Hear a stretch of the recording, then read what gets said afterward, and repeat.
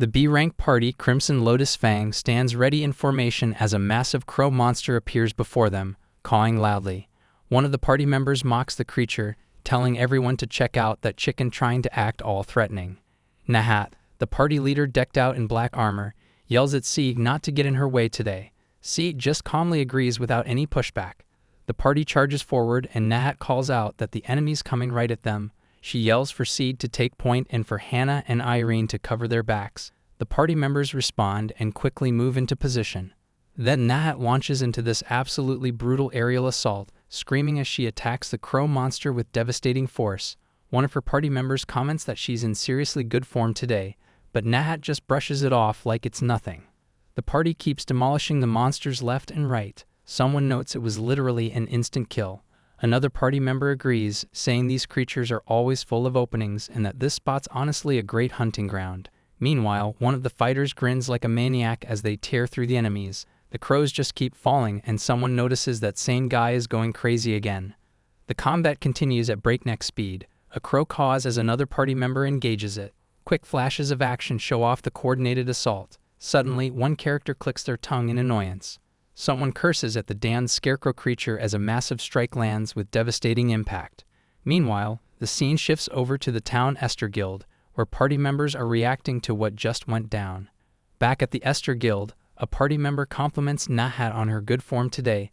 The male party member with spiky hair grins confidently and agrees, saying these quests are basically a walk in the park for them. Inside the guild, someone tries recruiting Hannah and Irene, asking if they want to transfer to their party, but the two women immediately refuse. In the background, other guild members are laughing about how the answer is still no.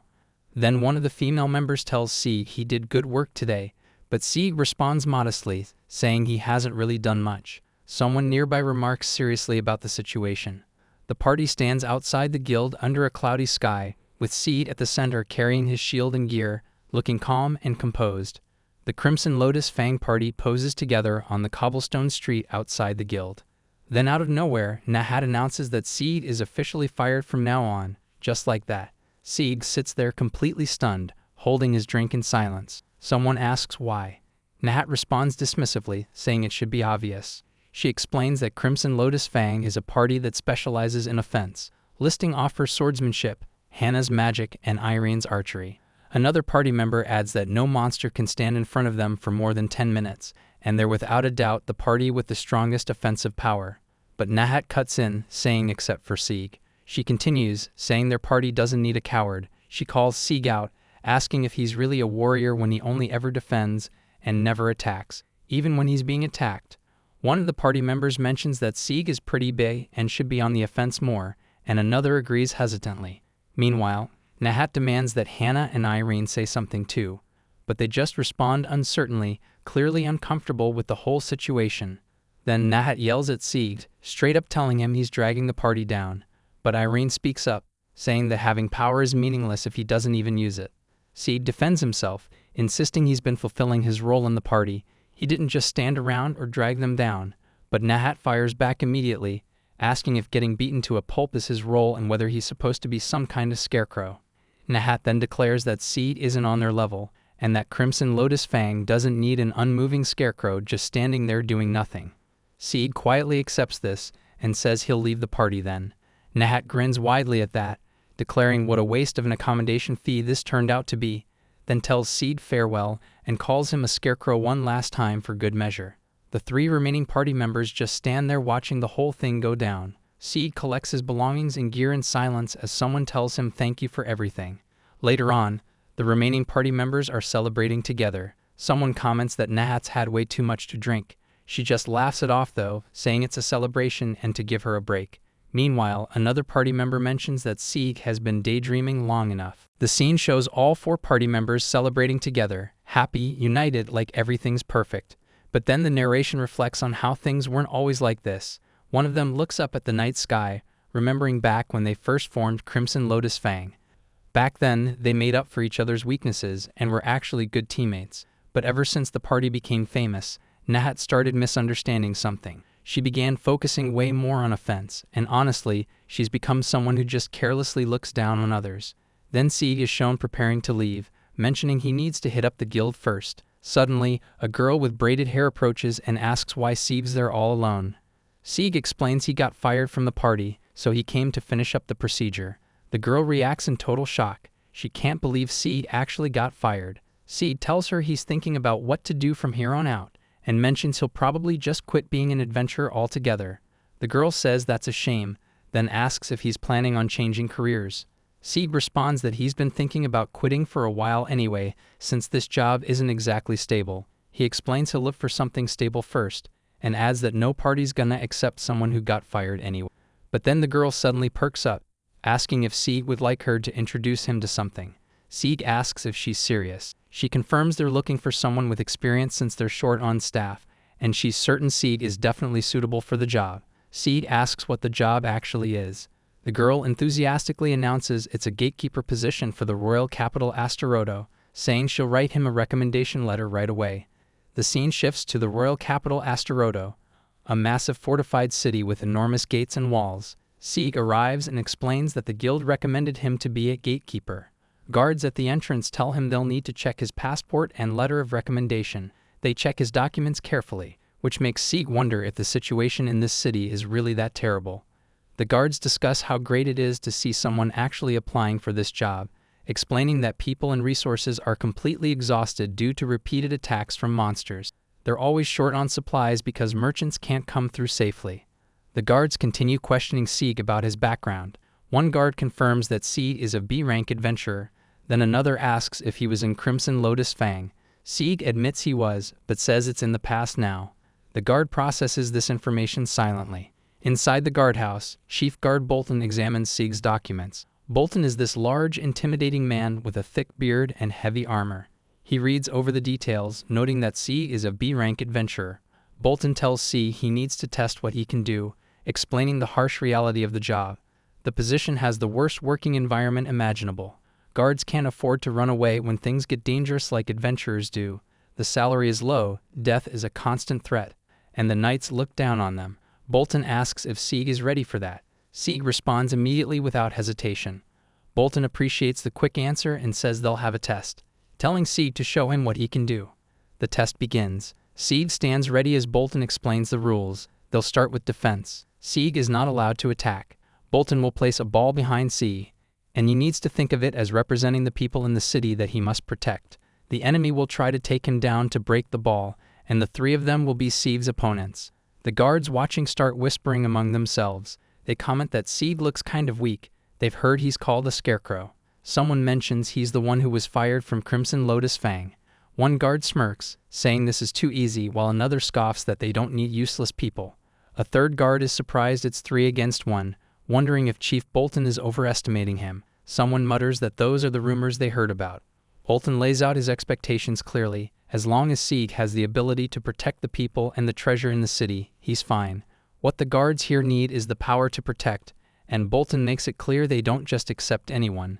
If they hire someone unqualified, that person will just die immediately, and they're not running a mortuary. Bolton tells Sieg to convince him that he's useful and asks if he understands. Then, with everything established, Bolton announces that the test starts now. Sieg takes his defensive stance as the 3 guards prepare to attack. He thinks through his approach, he can't attack them, and there's a limit to dealing with all of them at the same time. His strategy becomes clear. He'll wear out his opponents while defending, just like what he's been doing all this time. The fight begins. One guard charges and yelling his battle cry while another grins, saying they should have some fun. Sieg moves into action, and the guards try to overwhelm him, but Sieg blocks and deflects their attacks systematically. One by one, he takes them down without striking back offensively. One guard thinks he sees an opening and rushes in, but Sieg counters with precise defensive movements. The guards are taken out one after another with calculated precision. One guard comments that if this was a real fight, Sieg's head would have been flying. The thing is though, Sieg blocked the soldier's blow with his shield and then immediately neutralized the next attack. One fallen guard looks confused while another guard yells for them to stay alert. The remaining guard is shocked that Sieg is just an adventurer. A guard charges, yelling to take his attack, and Sieg continues his systematic defense. The guy can remain calm while facing multiple opponents, and though his moves might look simple, all of them are very precise. One guard is stunned at what's happening, and another guard questions how this guy can be B-rank. Bolton watches with growing realization about what Sieg's doing, and it hits him. If Sieg's timing is off even just a little, he's gonna take a direct hit. The guy's executing this crazy dangerous parry, and one of the guards on the ground can't help but wonder how Sieg's pulling it off over and over again so perfectly. Bolton's visibly impressed by what he's seen. Bolton mutters that this is getting interesting. Meanwhile, the guards realize they've been disarmed so accurately that they can't even get past Sieg, let alone reach the ball sitting behind him. Then Bolton announces that now it's Sieg's turn. One of the guards reacts with surprise as Bolton tells them to go. Bolton calls out to Sieg to listen up. If the guards break that ball, Sieg loses. Suddenly, 5 guards charge from behind, and the watching guards comment that the chief is merciless and relentless, thinking it's over for Sieg. They're seeing this as their opportunity. Bolton lectures that no matter how tired someone is, the enemy won't wait, protecting the city no matter what is a gatekeeper's job. Bolton asks if Sieg's losing this round, noting that he can't catch up with these guys at this distance. But Sieg responds internally that it's not over yet. He focuses and activates his technique called Iron Target. Sieg activates Iron Target, and the skill takes effect immediately. The guards suddenly feel their bodies moving against their will, and one guard reacts in total confusion. Another guard's completely bewildered by what's happening. The guards are thrown into complete disarray as they realize their movements are no longer under their control. One guard stammers in shock, while another tries to understand what the hell just happened to his body. The skill's effect manifests completely, and all the guards get thrown back, scattered around the training ground like bowling pins. One guard questions what the hell just happened, while another tries to figure out why this even occurred in the first place. Then the guards realize their bodies moved on their own. They'd been aiming for the ball behind Sieg, but something redirected them entirely. An aerial view shows all the guards sprawled on the ground around Sieg and the intact ball, completely untouched. Meanwhile, Bolton observes from his position and recognizes what Sieg just used. He identifies it as a skill. Bolton analyzes what he just witnessed, deducing that Sieg is focusing all of the attacks on himself rather than letting them reach the ball. Bolton admits that Sieg is much more interesting than he initially thought, and decides that he'll determine Sieg's true ability himself. Sieg stands ready with his shield, the ball still safely behind him. Then Bolton raises both arms in an enthusiastic gesture, clearly excited about what comes next. Bolton announces the next test, declaring it'll be one-on-one sparring between them. He explains the rules, that they'll fight until either of them surrenders or is incapacitated. A warning comes from somewhere that Sieg should try not to die. The two warriors face each other across the training ground, ready for direct combat. The guards watching from the sidelines react to the matchup. One guard asks if Sieg wasn't fired from the Crimson Lotus Fang, while another questions whether what Sieg used was a skill or something else. A third guard calls for the chief to avenge them. Then information gets revealed about Bolton's true strength. He's described as an A-rank adventurer, but that's not even accurate. His actual strength rivals that of the Knight Captain himself. Bolton issues a simple challenge to Sieg to come at him. Sieg processes this information about his opponent's real capabilities. Bolton's first strike lands with explosive speed and force. Sieg notes how fast the attack came. He manages to deflect it, but the impact is absolutely devastating, his feet sinking into the ground from the sheer weight of the blow. The parry nearly broke from that single attack alone. Bolton grins as he evaluates his opponent, acknowledging that this man is strong. Meanwhile, Sieg realizes the danger he's in. At this rate, the second strike is coming. Bolton declares plainly that the second strike will be Sieg's death as the two stand ready, guards watching from the sidelines. The exchange continues and Sieg attempts another parry. Bolton presses forward with intensity, his eyes locking onto his target as he believes he's landed the hit. But Sieg deflects the attack. One of the guards watching is amazed that he actually deflected that strike. Bolton acknowledges that Sieg can fight on an equal footing with him. A female observer notes it's not bad. Then Bolton admits honestly that Sieg has already passed the test, but his long-dead fighting spirit has been revived, so he wants to be entertained a little bit longer. The guards on the sidelines whisper about whether that guy was really fired. Bolton compliments Sieg's parries and defense moves as being great. Then he asks if Sieg has ever taken 1,000 lashes, telling Sieg to try to block this. Bolton unleashes his technique, calling out 1,000 lashes as the devastating attack comes down towards Sieg. Bolton's 1,000 lashes technique fills the air with devastating sword strikes like petals whizzing through the air, his sword flashing mercilessly to block all escape routes. Countless lashes come straight at Sieg, but then Sieg makes his move and takes action against the overwhelming attack. Sieg declares he'll take them all, and the guards watching are stunned. One guard can't believe what he's seen, noting that Seed didn't even block them. Another guard is shocked that he took all of 1,000 lashes head-on. Seed shouts to take them all, and the aftermath leaves the guards confused and panicking. Someone yells asking what Seed is doing, while the guards wonder if Bolton overdid it, and if Seed just died standing there. They're all trying to understand what just happened. Then a small guard with glasses asks if Seed really took all those hits head-on just to protect that ball. The guard thought it was a good idea to protect it. Meanwhile, others observe that Seed doesn't have a single wound after taking all those strikes. Bolton declares that Seed passed, and the female observer admits she underestimated him. Someone notes he passed with flying colors, while one guard wonders how high-level the other members of Crimson Lotus Fang must be if they fired someone this strong. Bolton admits he was completely defeated, tells Seed he's extraordinary, and doesn't think he could have taken that many hits without getting a single wound like Seed did. Someone asks how hard Seed trained to become this good. Bolton notes that with such solid defense, Seed doesn't need to worry about making those dangerous parries. Someone else chimes in, saying Seed has guts. Bolton adds that taking an attack like that head-on requires a serious amount of mental power. Seed responds that he's always been confident in his defense. Later at a tavern, someone fills Seed in on the situation. From stupid demons to even humans, the royal capital Astaroth has been attacking this city for the Orb of Light. The city's constantly getting wounded from attacks coming from all sides. Someone asks if Seeg's worried about something. Seeg says no, but notes that everyone seems exhausted. Then Seeg thinks about how the lady from the guild recommended him for such an outrageous job. He recalls that the Orb of Light is a treasure that played an important role in sealing the Demon King, so it's in this city. Bolton tells Seeg that thanks to him, things may actually change. He says Seeg's defense will be a huge encouragement to the squad. He officially welcomes Seeg, telling him from today on to protect this city as one of them. Back at the tavern, Bolton raises his drink and says he's looking forward to working with Seeg. Seeg admits this is a little embarrassing. The group sits together drinking when someone asks who that person is sitting beside Seeg. A voice responds, asking if they only just noticed now. Someone apologizes for forgetting and mentions this guy will be Seeg's boss starting tomorrow.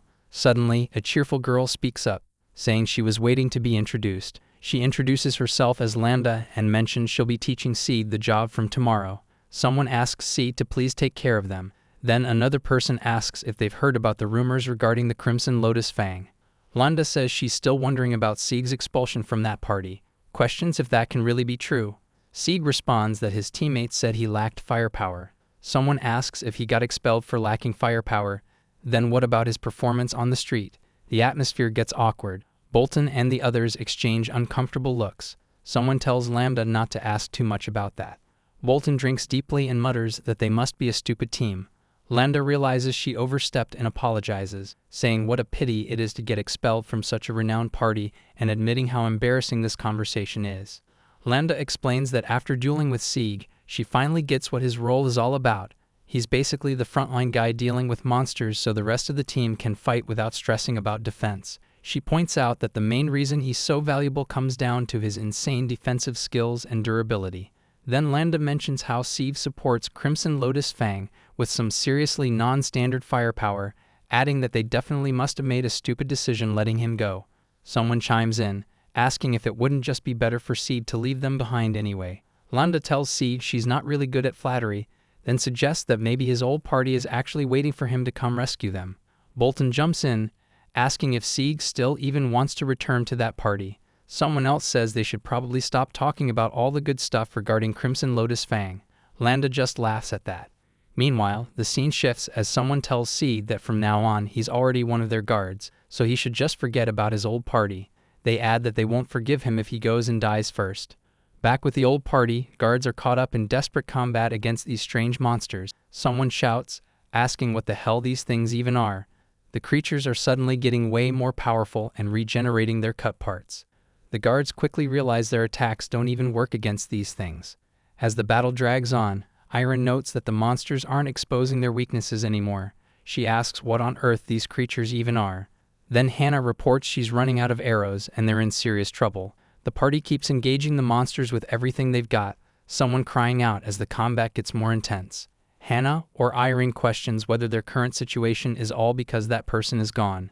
Nat responds, asking if it was thanks to him drawing the monsters' attention that they could actually fight freely.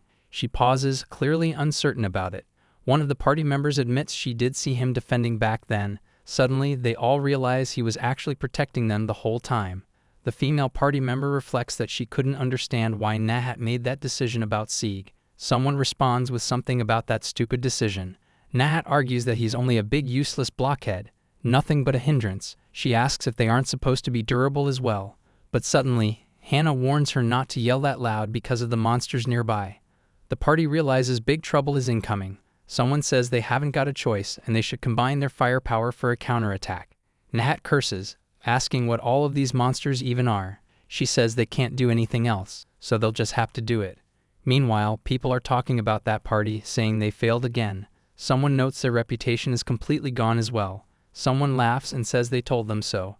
Another person tells them they're being too noisy. The scene shows Crimson Lotus Fang walking through town as people gossip all around them. Someone asks if Nahat wasn't the one who expelled him.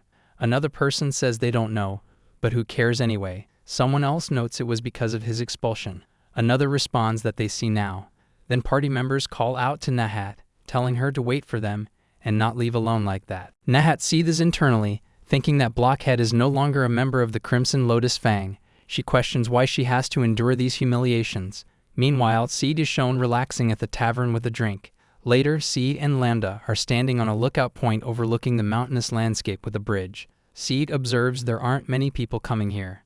Lambda explains it's probably because this city is a notoriously dangerous area. She asks if Seed must have had a hard time getting here, noting that means even the locals refuse to stay unless there are benefits.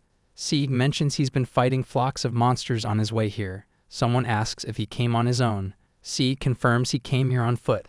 Suddenly, Sieg notices a carriage approaching the dangerous area. Lambda tells him to come check it out with her. As they approach, Lambda explains to Sieg how to check permits, asking if he got one when he entered the city. Someone suggests that to further ensure safety, they should inspect the goods as well. The guards start inspecting the carriage while Lambda observes from nearby. One guard reports back, nothing suspicious here. A merchant apologizes for the inconvenience. Then a hooded guard mentions they're people from this area. The merchant insists the permit is real, though he seems pretty uncertain about it. Inside the carriage, barrels sit there looking clean, but the bloodstains had been carefully wiped off. Sieg stares intensely, his mind working through the situation. The merchants must have been killed to seal their mouths. The situation turns violent real quick. One of the criminals says they'll finish off the two guards and put their corpses inside the carriage. Then a fight breaks out. Lambda tells Sieg she'll call for backup and to just hold on. She encourages him, saying he's a B-rank adventurer, he can totally do this. But the criminal just mocks Sieg, asking how pathetic it is that his superior left him behind as a newcomer. He says Sieg's gonna die by his hands before his superior can even return to help. The criminal keeps taunting him, saying Sieg's clearly been abandoned. Sieg responds pretty calmly though, saying it's not a big deal, he can deal with them himself. Meanwhile, Lambda returns saying she got the backup. Someone asks if Seed actually defeated them on his own. Sure enough, the criminals are lying there defeated on the ground.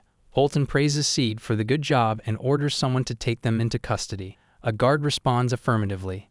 Someone notes the criminals may have partners in crime as well, and another person warns them not to think about hiding any information. Then the criminal starts casting a magic explosion spell, saying they won't be taken, declaring he'll finish himself off rather than betray his partners. The criminal tries to cast his suicide spell, yelling that he'll rejoin them in hell as the magical explosion starts to form. But suddenly, nothing happens. Seed just stands there calm and collected, having already countered it. Bolton asks if Seed did it, and Seed confirms. Someone realizes he used the Ion Target spell, while Lambda explains she cast a defensive spell on the criminal so he wouldn't be able to finish himself off or hurt them. Bolton calls it a good trick and orders Lambda to come over. She responds quickly as the criminal curses his failed spell. Bolton then scolds Lambda, saying calling for backup is good, but she shouldn't have left the newcomer behind.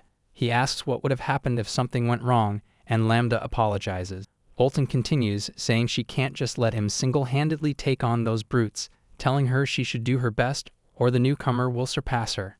Lambda says she believes in him, then gets defensive, asking if he's looking down on her with his goodwill, and if he thinks it's fun to see her getting roasted. Bolton responds that it's good she called the backup. Someone calls her a coward, and Lambda finds the whole exchange irritating. The next morning, Lambda greets Seed cheerfully and asks if he got some good sleep. Someone else says good morning. Then they notice something strange and ask what the hell those are. There's a massive pile of defeated monsters lying in front of the gate. Sieg explains these monsters attempted to attack the city last night, so he defeated them. Lambda just stares in disbelief, asking if he did that by himself. Someone lectures Sieg about how it's not a good idea to not call for backup when attacked by monsters, pointing out that as part of the community, sharing with others is the most basic thing. The lecture continues, saying no matter how talented he is, he couldn't look down on other members and should feel ashamed of himself for being part of the community. Someone says they'll be the one who takes responsibility for whatever happens. There's a note that the number of adventurers has increased as of late, and someone responds uncertainly. Lambda asks if even though he had taken night shift yesterday, he could still work. She smiles brightly and says anyway, they should clean this mess and start doing today's mission. While someone looks down, clearly worn out. Someone asks C if he doesn't hate this job, and what if he faints all of a sudden. They point out he hasn't taken a rest either and ask if even though he looks good, doesn't he still have jobs to do tomorrow morning. Sieg responds calmly that one more week is okay, he's pretty used to it by now. Someone praises his outstanding stamina, saying it's exactly what they'd expect from a B-rank adventurer, and that youth is just amazing. Meanwhile, another person wonders what the heck is up with that unlimited stamina, like is he an iron golem or something. They have absolutely no idea how he does it. Then someone explains the knights are facing a seriously hard task, and somehow they're all affected by it as well. The dining hall is shown with barely anyone eating. Most of the food has been delivered straight to the superiors. It seems like nobody even feels like eating anymore. The atmosphere is gloomy, and everyone seems down and tired. Someone comments that what else can they do? The knights had fought with everything they have, even putting their lives on the line. Sieg thinks about heading outside. So Sieg steps outside from the gloomy dining hall atmosphere, and the street is completely different. Kids are playing happily, some hanging upside down, others running around laughing. One group of children sees him and gets super excited, yelling about how cool he looks. A blonde woman with long hair approaches Sieg and asks if he's Sieg. He confirms. The woman mentions she heard the rumors and came to see if they were true. She asks if he really dueled one-on-one against Captain Bolton. She says that means he must be really powerful, especially since no member has ever dared to have a duel against the captain before. But then the woman realizes she hasn't introduced herself properly and apologizes. She says her name is Sira Tiana and that she'll be his teammate.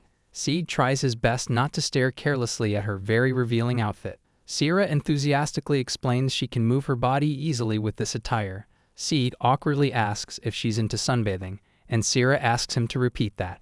Sieg points out that her defense must be pretty lacking with that kind of outfit. Sira cheerfully responds that it's totally okay because she takes no damage from the enemies anyway. Meanwhile, an observer watching the whole exchange thinks about how worried they still are about this whole situation. Then Sira tells Sieg he seems older than her, so he doesn't have to use honorifics with her. Sieg agrees to that arrangement. The scene shifts to a town square with a fountain where Sieg is training or running through some kind of exercise, breathing heavily. At some point, Sira calls out something about her lantern. The square is busy with people going about their day, and Sira watches from the foreground looking super excited about whatever training they're doing. An observer remarks they still can't believe Sira wears an outfit like that in public, and Sieg thanks her. While they're resting, Sieg asks why she even joined the defense troop. Sira demonstrates her agility, moving crazy fast, and explains she can quickly come to aid people in need thanks to this attire. Sieg acknowledges her reasoning. Then Sira explains her real reasons for joining the defense troop, talking about helping the residents and how the biggest reasons lie in protecting the city and protecting people around the world. But an observer notes that Sira seems to misunderstand the difference between being surrounded by soldiers and the surrounding itself, wondering why she thinks the soldiers here are different from those in other areas. Sira says joining the defense troop is why she can do this work, then adds enthusiastically that she hasn't achieved many feats yet, and this is just the beginning. Sieg tells her to never mind, saying he was just astonished by her reasons for joining the defense troop. Someone comments on how cool her reasoning is, which makes Sieg pause. Then Sira asks if Sieg's mentor is Lambda. Sieg confirms he thinks so. Sira warns him that Lambda is not friendly towards newcomers, so he'll have to be careful. She mentions it's good to know there are still people like her around, and Sieg says he'll bear that in mind. Meanwhile, an observer wonders if the captain knows about this situation, noting that the captain has never thought highly of Lambda, which pretty much justifies Lambda's hostility towards newcomers. Various guards start calling out to Sieg, asking him to do the guarding, go on patrol, and take the night shift. Sieg thinks this must be what Sierra meant by newcomer bullying, though he's gotten used to it for a long time, so he doesn't really mind, even if it's a complete mess. Later, Bolton appears and asks Sieg how it's going. Sieg responds that it's such a blessing he can still keep up with the work, and Bolton says Sieg always startles him with how quick he is. Bolton explains there used to be many bandits prior to Sieg's arrival, partly due to their lack of human resources and people's lack of cautiousness. Sieg asks if there are bandits, and Bolton confirms, saying soon Sieg will be able to catch them. Meanwhile, someone asks where Lambda is, and another person mentions she's off for a walk. Bolton tells Sieg he should still tell him if he ever faces an emergency, but Sieg just thinks about how tiring this is. Then Bolton adds that in the time to come, they'll have to collect another type of tax from people. Over at the gate, Sierra is checking carriages. She thanks some travelers for their cooperation as they respond positively, and an observer notes it's such a rare scene to see Sieg working hard. Sierra asks to check someone's carriage, but then Sieg questions them about not having a permit and asks what about confirmation from the cities they've passed by. Sierra comments that Sieg does his job really fast, and Sieg responds that he's pretty gifted. Someone makes a frustrated sound. Sierra says it's okay because the travelers come here several times, so there shouldn't be any problem, and an observer wonders if Sieg just got frustrated. Then Sierra tells Sieg that she doesn't think it's a good idea for a newcomer like him to find fault with her method, adding that she'll shoulder all the responsibilities. An observer notes she has never agreed to take responsibility for anything before. Suddenly, someone calls out to Sieg that it's time for the night shift and to be quick. Later on the street, Sieg asks Lambda if she's not coming with him again today. Lambda says she did all of this to make him familiar with his job, but Sieg points out she makes it sound as if he keeps slacking off. Lambda tells him he shouldn't say it like that. Sieg walks through the city streets on patrol, commenting that there is nothing abnormal this way. Then a female guard approaches him cheerfully with a clipboard, asking him to check a dark alley. Sieg observes how dark the entrance looks, and the guard taunts him, saying he's probably wary because of that, adding that it's okay if he's too afraid to go further. Suddenly, bandits attack from the shadows. One lunges at Sieg with a dagger while another strikes from behind. Sieg gets backstabbed as he realizes these must be the bandits the captain mentioned earlier. The attacker tells him it can only be him, questioning what Sieg really wants. Then the female guard reveals herself as Lambda, apologizing but saying Sieg has to die here. She explains these are the bandits running amok in the city, and this is who she really is. The bandits only entered the city because of Sieg at the gate. Lambda admits she was the one who let them in, calling it a win-win deal where she gets a cut of the robbed goods in exchange. When Sieg asks if she knows what she's doing, Lambda coldly confirms she does. Lambda calls Sieg a nuisance for not giving up on the challenging missions he was assigned and still reporting to the captain. She says the city's dwellers only complain when they're robbed then wander around the same area, making it so convenient for her operation. But Lambda's shocked when Sieg asks how she demoralizes newcomers. She can't believe he can still move after receiving a clear cut right on his back. Sieg coldly responds that a dependent and wicked person like her couldn't do anything helpful at all. Sieg declares he has to protect this city, so he must defeat her. Lambda clicks her tongue in frustration. Sieg adds that he put up with her out of respect for her status as his superior, but now that he knows she's a renegade, it's a different story. The scene shows Sieg standing over the defeated Lambda with other guards arriving. He tells her to prepare herself. He will show no mercy. Meanwhile, earlier back when Sierra was still giving Sieg advice, she had asked if his mentor was Lambda. Sieg confirmed he thought so. Sierra warned him that Lambda isn't friendly towards newcomers, so he'd have to be careful. An observer notes this must be because the captain has never thought highly of Lambda, which justifies Lambda's hostility towards newcomers. Sieg says he'll bear that in mind, and someone mentions it's good to know there are still people like Sierra around. Sierra enthusiastically calls out for Sieg to handle the guarding for her. Then another guard asks if Sieg can go on patrol, and someone else yells about the night shift. As all this happens, Sieg reflects on what Sierra meant by newcomer bullying. Turns out this is exactly it. He admits to himself that he's gotten used to it for a long time now, so honestly, he doesn't really mind anymore. Later on, Bolton laughs heartily and tells Sieg how quick he is, saying he always startles him. Bolton asks Sieg how things are going and comments that it's such a blessing he can still keep up with the work. Bolton then explains that soon Sieg will be able to catch the bandits. Someone nearby asks if there are even bandits around. Bolton confirms there used to be many bandits prior to Sieg's arrival, partly due to their lack of human resources and people's lack of cautiousness. Meanwhile, someone mentions they'll have to collect another type of tax from people in the time to come. Bolton tells C he should still report if he ever faces an emergency. A guard asks where Lambda is, and someone responds that she's off for a walk. The guard mutters about how tiring this all is. At the checkpoint, a cheerful woman offers to check someone's carriage. The traveler responds that it's all okay. Another guard thanks them for their cooperation and observes it's such a rare scene to see C working hard. C mentions the travelers are pretty gifted and asks if they do their job really fast, but someone points out they don't have the permit though. Another guard questions what about confirmation from the cities they've passed by. The woman reassures everyone it's okay since they come here several times, so there shouldn't be any problem. C makes this frustrated sound, and an observer notices he just got frustrated about the whole situation.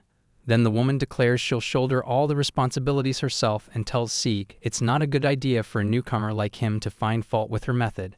Meanwhile, an observer notes that Sieg has never agreed to take responsibility for anything before this. The woman enthusiastically calls out that it's time for the night shift and tells Sieg to be quick about it.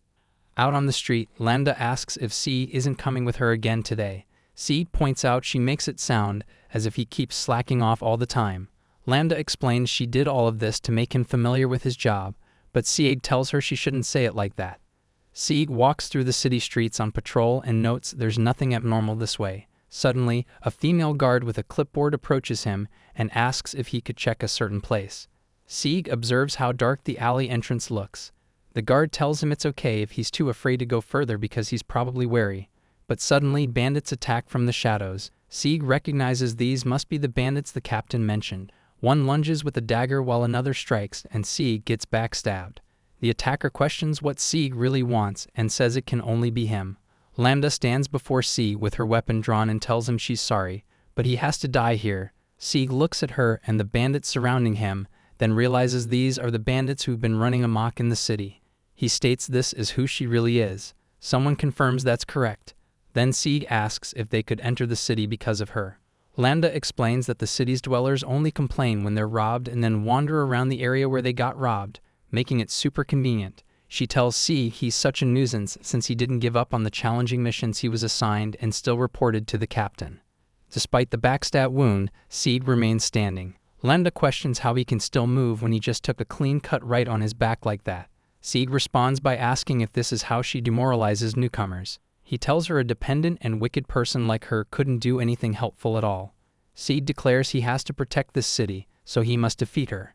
Lambda makes a frustrated sound. Sieg adds that he put up with her out of respect for her status as his superior, but now that he knows she's a renegade, it's a different story. Sieg draws his massive sword as other guards appear in the background. He tells Lambda to prepare herself. He'll show no mercy. Lambda responds, asking how arrogant of someone who was expelled from the party, then declares she should kill this brat newcomer to seal his mouth for good. Meanwhile, looking down at the scene from above, Lambda orders her guys to come and kill him. She thinks to herself that these assassins are combat experts at night, so there's no way they can lose. The bandits laugh and declare it's time for Sieg's demise. Then the fight breaks out. Sieg moves through the attackers with precision. One bandit cries out in pain as Sieg strikes. The attacker collapses, and Sieg observes that their legs are useless now. Sieg blocks and counters multiple attacks from the bandits, telling them that won't be enough to kill him. One bandit questions what part of him is a newcomer since he's freaking powerful. But Sieg continues fighting and tells them to shut up since they're disturbing those around. The bandits struggle against him. Then one realizes that idiot Lambda has tricked them. Sieg delivers a devastating strike with his massive sword, and the impact sends one of the attackers flying. Lambda hits the ground hard. Sieg stands over her and tells her she should have done it by herself instead of relying on them. Then Lambda realizes the remaining bandits are fleeing and yells at them to stop running. Lambda desperately asks if there's anything she can do, begging Sieg to please forgive her. She says she'll do anything. But Sieg asks if she thinks he's trying to defend her. Lambda insists she can explain that she was threatened by them, claiming she's just the victim. She tries to frame herself as someone who was tricked into coming here and attacking him as their plan. Sieg responds that if she says so, then he has his answer. Suddenly, someone moves in from behind and restrains Lambda, telling her to give in and admit all her crimes. Lambda reacts with shock and curses at what Sieg just said.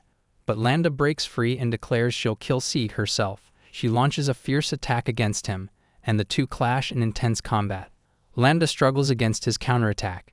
Meanwhile, Sieg overpowers Lambda completely. He disarms her and she collapses to the ground defeated. Sieg tells her that an idiot like her doesn't deserve the honor of holding a sword. He declares she should go to jail to think about what she's done. Bolton and the other guards arrive with all the captured bandits in custody. One of the guards reports they managed to catch every single bandit thanks to Sieg. Bolton grins widely and tells Sieg he's done an incredibly good job. Meanwhile, the other guards are discussing among themselves how they can't believe that idiot Lambda has been the mastermind this whole time. Another guard chimes in saying it's not that big a deal, noting it's exactly what everyone should expect from Sieg, achieving something this major so quickly. Then Bolton mentions that regarding this whole situation, he thinks Sieg deserves a promotion to division commander. Bolton explains it's actually perfect timing since they happen to have a vacancy for that position, so he thinks Sieg should take it. Suddenly, Sierra appears beside them and excitedly tells Sieg how cool he is, getting promoted to division commander after only 1 month of working here. Sieg just looks surprised and confused by the sudden promotion. But the other guards immediately protest. They point out that it usually takes a newcomer 3 whole years to be promoted to division commander, saying this would be way too much for a newcomer like him, and that it violates the rules as well. Someone else reacts with shock, wondering why Sierra is even here anyway. Bolton continues on, telling Sieg he'll be in charge of the 5th Division. The other guards standing around start muttering among themselves, mentioning that people seem to look down on the 5th Division. One guard notes it would still be a great time even though it probably won't last long. Another guard accepts the decision and tells Sieg to try his best as a newcomer. Someone confirms that Sierra is a member of the 5th Division. Sierra enthusiastically tells Sieg he'll be their division commander starting from today. The two of them share a moment, and Sierra cheerfully says they should protect the city together. Sieg responds quietly. Then other guards start asking where the rest of the 5th Division members are. One suggests they're taking their days off, while another comments they're obviously slacking off. Meanwhile, the scene shifts to show shadowy armored figures engaged in intense combat. The observers discuss how the 5th Division members are really stubborn despite being top-tier defense troops. They acknowledge the members are powerful without a doubt, but at the same time far too self-indulgent. Someone wonders what the heck these freaks even are. Bolton tells Sieg that the division members may be stubborn, but he's counting on Sieg to change things. Sieg thinks to himself that this is going to be a tough mission, but he'll try his best. Sierra asks if anyone knows where the other members are. Someone tells her that Spinoza is probably drinking in the wine bar. Sieg reacts to hearing someone is drinking in a wine bar right in the morning. They head through the city streets together, and the explanation continues that Spinoza usually comes to the wine bar in late afternoon and drinks a lot until morning. She doesn't seem to care much even about being sacked, which makes sense because the city is undergoing a serious lack of exceptional defense troops, and they don't even have enough normal troops either. Sierra figures Spinoza must be in the wine bar. They arrive at the wine bar and find it's a complete mess with bottles scattered everywhere. Sierra comments they'll see each other soon and notes what a scene it is as expected. She spots someone and confirms the girl over there is Spinoza. They greet her good morning, but Spinoza, slumped over with a massive beer mug, drunkenly senses that Sierra is somehow here. Sierra suddenly reacts as Spinoza grabs her, asking what the hell Spinoza's doing. Spinoza explains she's checking whether this is a dream or not, but guesses this is the real deal. Sierra tells her not to do that anymore, but then someone asks if this girl is Spinoza. Meanwhile, Spinoza's still commenting on the softness, confirming that Sierra is really Sierra. At the table, Sieg introduces himself as the new division commander starting from today. Spinoza looks at him with amusement and asks what brings the Sir Division Commander to her, wondering if it's a get-to-know party, drinking with her, or maybe a drinking competition. She also asks who he even is. Sieg explains that as her superior, he's going to assign tasks to her, and so long as she's paid, she has to work in return. Spinoza smirks and says those are some good words worth bearing in mind, but she has no intention of obeying anyone weaker than her, especially him. Sieg tells her that if she loses, she must work every day. Spinoza responds that all she has to do is prove her superior strength. Then Sierra chimes in, asking if Spinoza isn't being a bit too arrogant, mentioning that Spinoza said she would win. Spinoza declares they'll see whether Sieg is capable of commanding her. Spinoza proposes arm wrestling, telling Sieg to come here and decide their fate. Sieg thinks that seems like a piece of cake, but Spinoza laughs and says if it's a piece of cake, then a big fight would be a better option. Someone asks what if their arms get hurt. Someone explains that a swing from Spinoza's body-sized mace will solve everything quickly. C asks if Spinoza's a specialist in this. The explanation continues that Spinoza can easily handle legions of enemies even when surrounded. Someone adds that while it's true that power is a must-have in this city, so is a proper attitude. Sierra will be their arbitrator, and Sierra confirms this. The three of them take their positions, and someone declares they should begin. Spinoza announces she's gonna finish this whole thing in a single strike. Sierra asks what's wrong, wondering if maybe drinking too much has limited Spinoza's power or something. Spinoza responds dismissively, asking what the hell Sierra is even saying. She tells Sierra not to worry, explaining this is just 20% of her full power. Sierra observes that Spinoza seems to be a worthy opponent after all. Meanwhile, the arm wrestling match continues and Spinoza realizes she's already using 60% of her power, but she can't figure out what's happening. C asks how about a little bit more. Spinoza warns him to be careful or his arm will break soon, though internally she notes he hasn't even made a move yet. Seed tells her she's complimenting him. Spinoza says he's pretty good given that he's forced her to use this much power. She declares it's over, and that victory is still hers, though it's a pity. Then Sieg asks how about this and increases his pressure.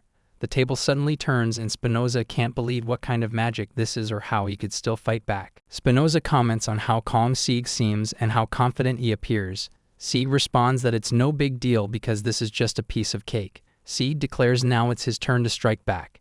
Internally, Spinoza boasts that she's never lost to anyone in arm wrestling before and claimed victories with little effort.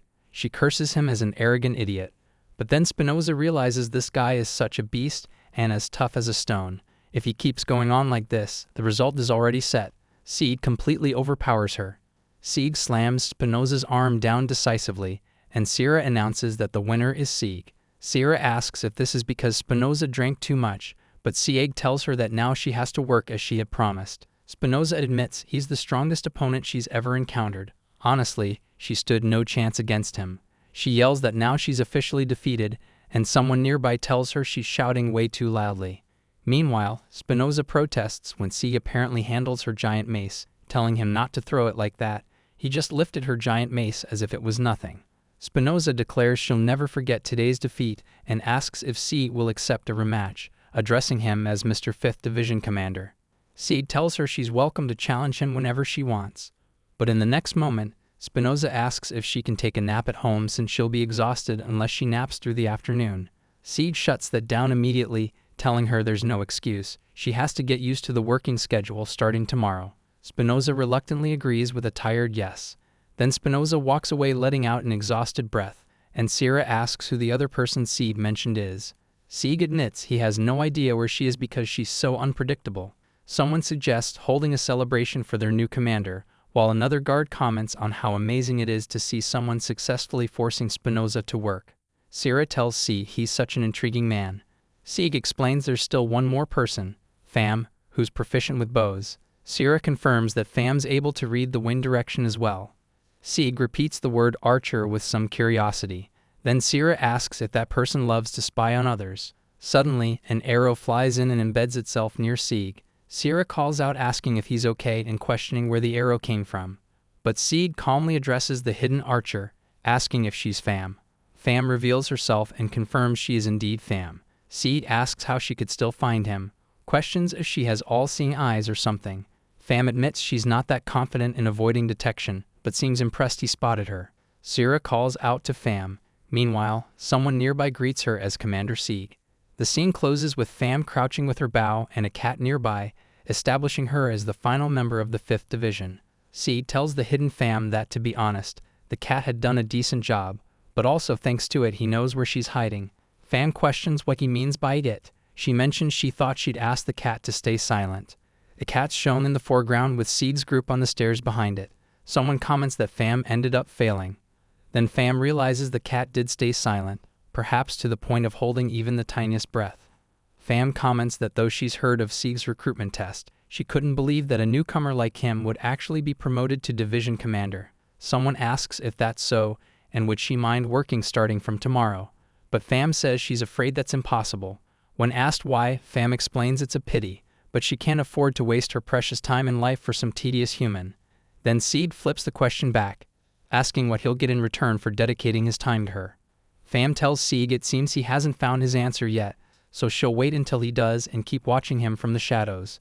The group walks away as Pham says she'll see them later. Sierra comments on how annoying this whole thing is. Sieg thinks it's completely incomprehensible, like sure, he knows they have their own way of thinking, but what's even the point of earning a superior's recognition, and why is there even a test in the first place? He notes that Pham really isn't so different from Spinoza. Later during patrol, Spinoza complains that she used to take a good nap during these hours. She mentions that not to mention she hasn't had a drink in a while. Someone reminds her they told her to wait until lunchtime. Meanwhile, another voice notes that patrolling is just so boring. A discussion starts about whether it'd be better to just arrest all the suspects and give them some sort of thrashing. But someone points out that then they risk arresting innocent people, so that doesn't really sound good. Sierra mentions it's great to do jobs with Spinoza again, while Spinoza thinks to herself that Sierra said it was great to be with her. Suddenly, Spinoza grabs Sarah's chest. The cat comments to Spinoza that she saw them too, and they look gorgeous. Sierra gets flustered and tells Spinoza to stop it, saying she won't hold back.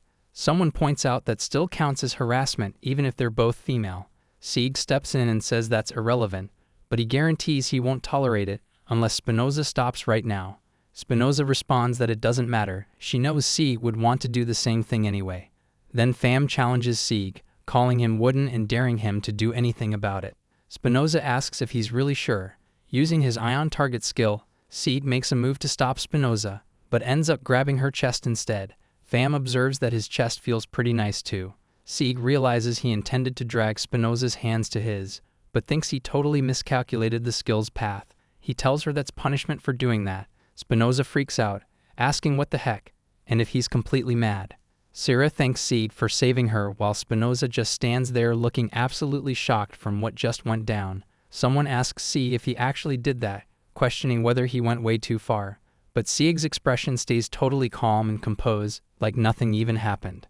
Then the conversation shifts to how serious this whole thing is. Someone points out that Sierra could have literally died from that arrow, which would mean Sieg just committed straight-up murder. But suddenly Pham's voice calls out, and she casually says she's just kidding about the whole thing.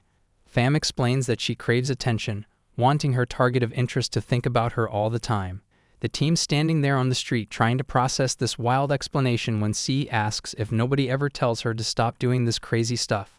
Pham responds that she does this occasionally because none of her friends would actually stop her. C acknowledges her response, and in the background the team members have mixed reactions. Some are wondering if Pham's just straight up ignoring them, while others note that she's actually taking interest in them.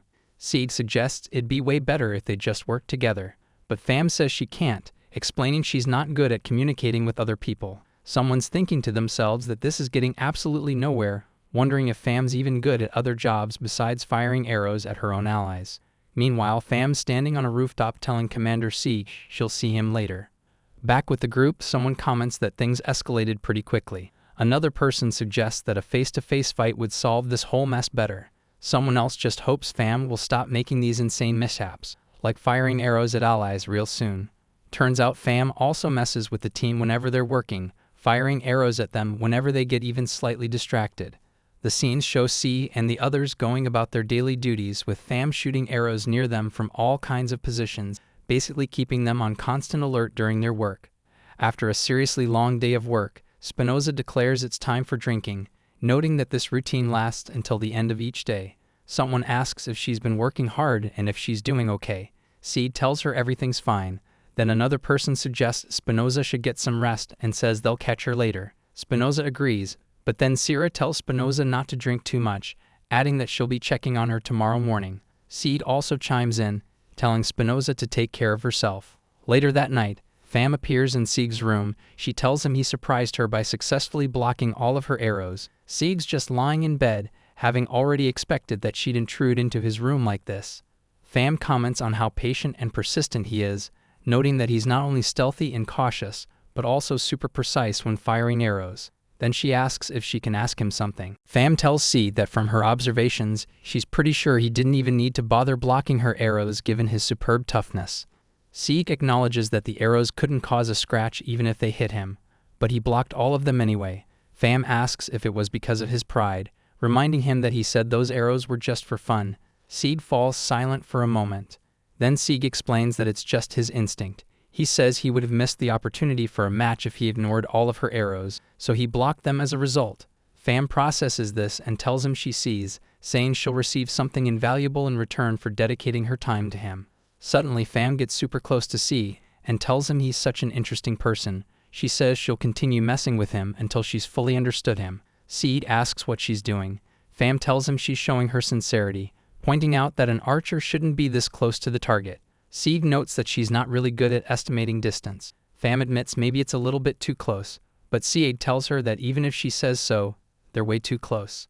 Pham agrees to keep a proper distance and asks if he'll start working tomorrow. Seed tells her he looks forward to it. Pham leaves the room thinking to herself that Seed is so warm. Meanwhile, the narration states that all members of the 5th Division have been gathered. The guards notice something unusual and call out for the others to take a look.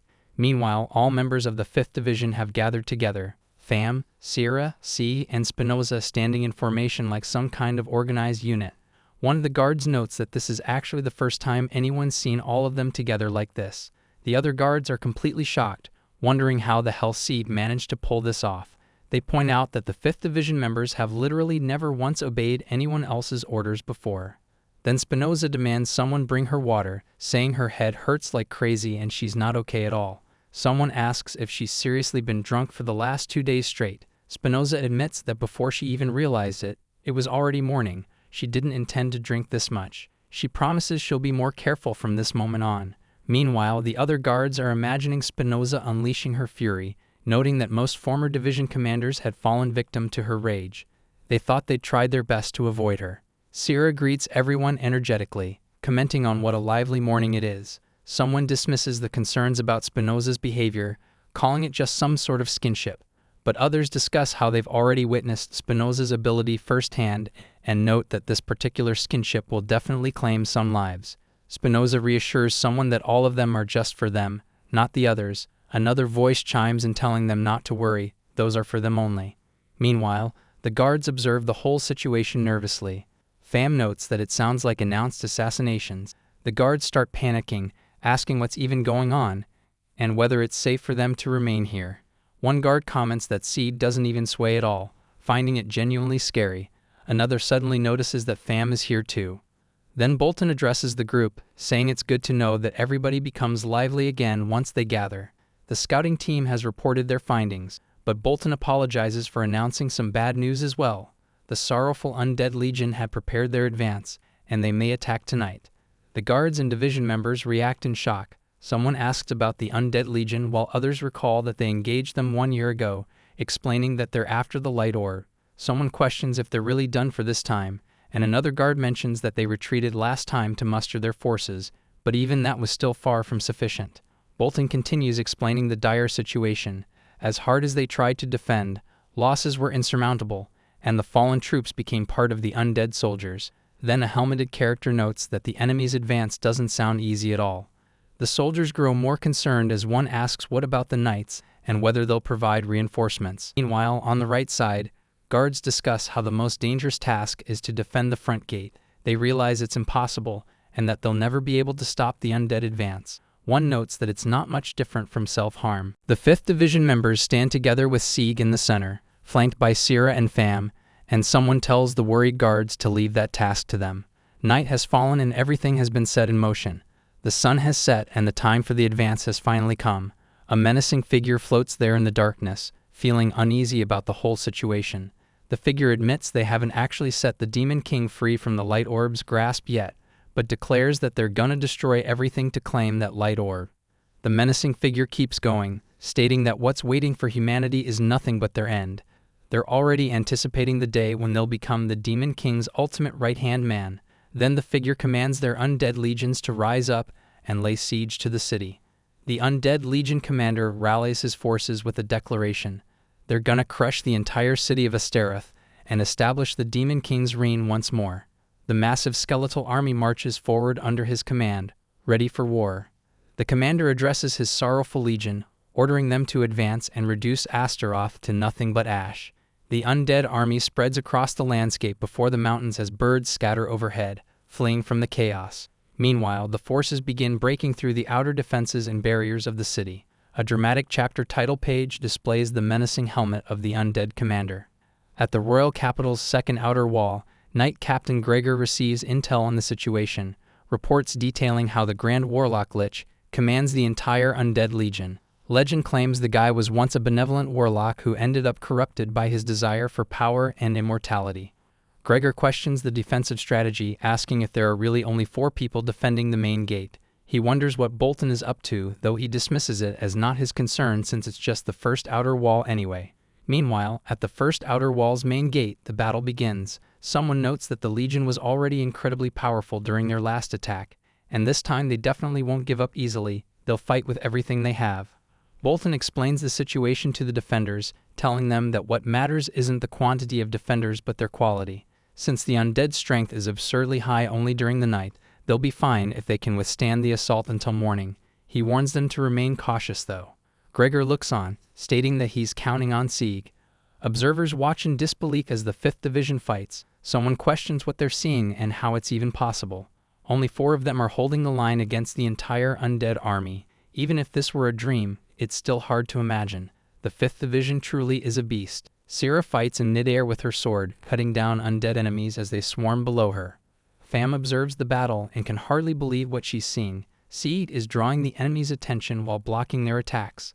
That's why their heads are now vulnerable to the team's strikes. His defensive strategy is creating openings for the others to exploit. Syrah continues her assault on the undead forces, and the monsters are crumbling under their coordinated attack. A lot of people misunderstand Sieg's potential because of his unique defense style, but watching him work shows just how effective it really is. Meanwhile, Syrah laughs as she fights, clearly enjoying herself. The undead legion is well versed in offensive strength, which makes this battle particularly dangerous. Since her equipment is mainly designed for swift and powerful strikes, it leaves her almost defenseless. Taking too many blows from enemies could be fatal. Still, it feels like she's putting her life on the line, and she can't help but think Sieg is so cool and strong. Then it hits her. Sieg alone has managed to maintain control of the situation. Syrah realizes that Sieg is the immovable shield that protects them so they can become the unstoppable offensive force. She decides right there that she'll become his sword and fight with all she has. Suddenly, someone figures out how Sieg's skill works. He takes all the damage by himself. Syrah tells him that he's the kind of person who utilizes power to protect others. Another observer reacts with surprise, but Syrah adds that her bad, the only one allowed to tease him is her. Back where the observers are watching the battle from safety, someone asks if Sieg is okay while noting he's intercepting the enemies and observing them at the same time. Sieg confirms he's still fine. The observers admit they won't be of any help if they come out, and someone thinks to themselves that Sieg is so cool. Someone asks Fam what she thinks, and another voice chimes in saying he's a pretty reliable man. Fu agrees with that. Then Bolton speaks up from his position. He points out that Sieg just joined not so long ago, yet somehow the 5th Division has already become way more disciplined. Bolton explains that Sieg can correct them no matter how self-indulgent and mischievous they get, and his special power enables them to use 100% of their strength. Bolton was definitely wise to put his faith in Sieg. Meanwhile, Syrah unleashes a devastating attack on the undead forces, cutting through multiple enemies in a single explosive strike, while Fu watches from her position. Fu reflects on the battle.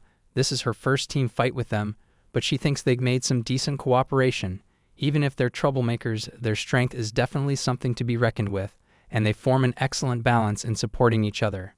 Fu continues her analysis. They put their faith in her ability and fight without hesitation, which in turn allows her to fight without worry. She strikes down an undead enemy with a powerful blow, thinking she's found some pretty good allies. Spinoza roars her declaration. They'll protect this city until their last breath. The entire team stands together in formation, ready to continue the fight. Then Spinoza's expression grows intense. They couldn't care less about the destruction or the dead citizens lying around. Whatever the cost is, they must protect the Queen and the Light Orb. That's their priority. As long as they can do that, every sacrifice is never worthless. Meanwhile, an officer reports to his superior that the main gate won't last long, and soon the undead legion will storm right through the city. A subordinate asks how things are going on the other side. At the same time, the undead legion commander receives his own report.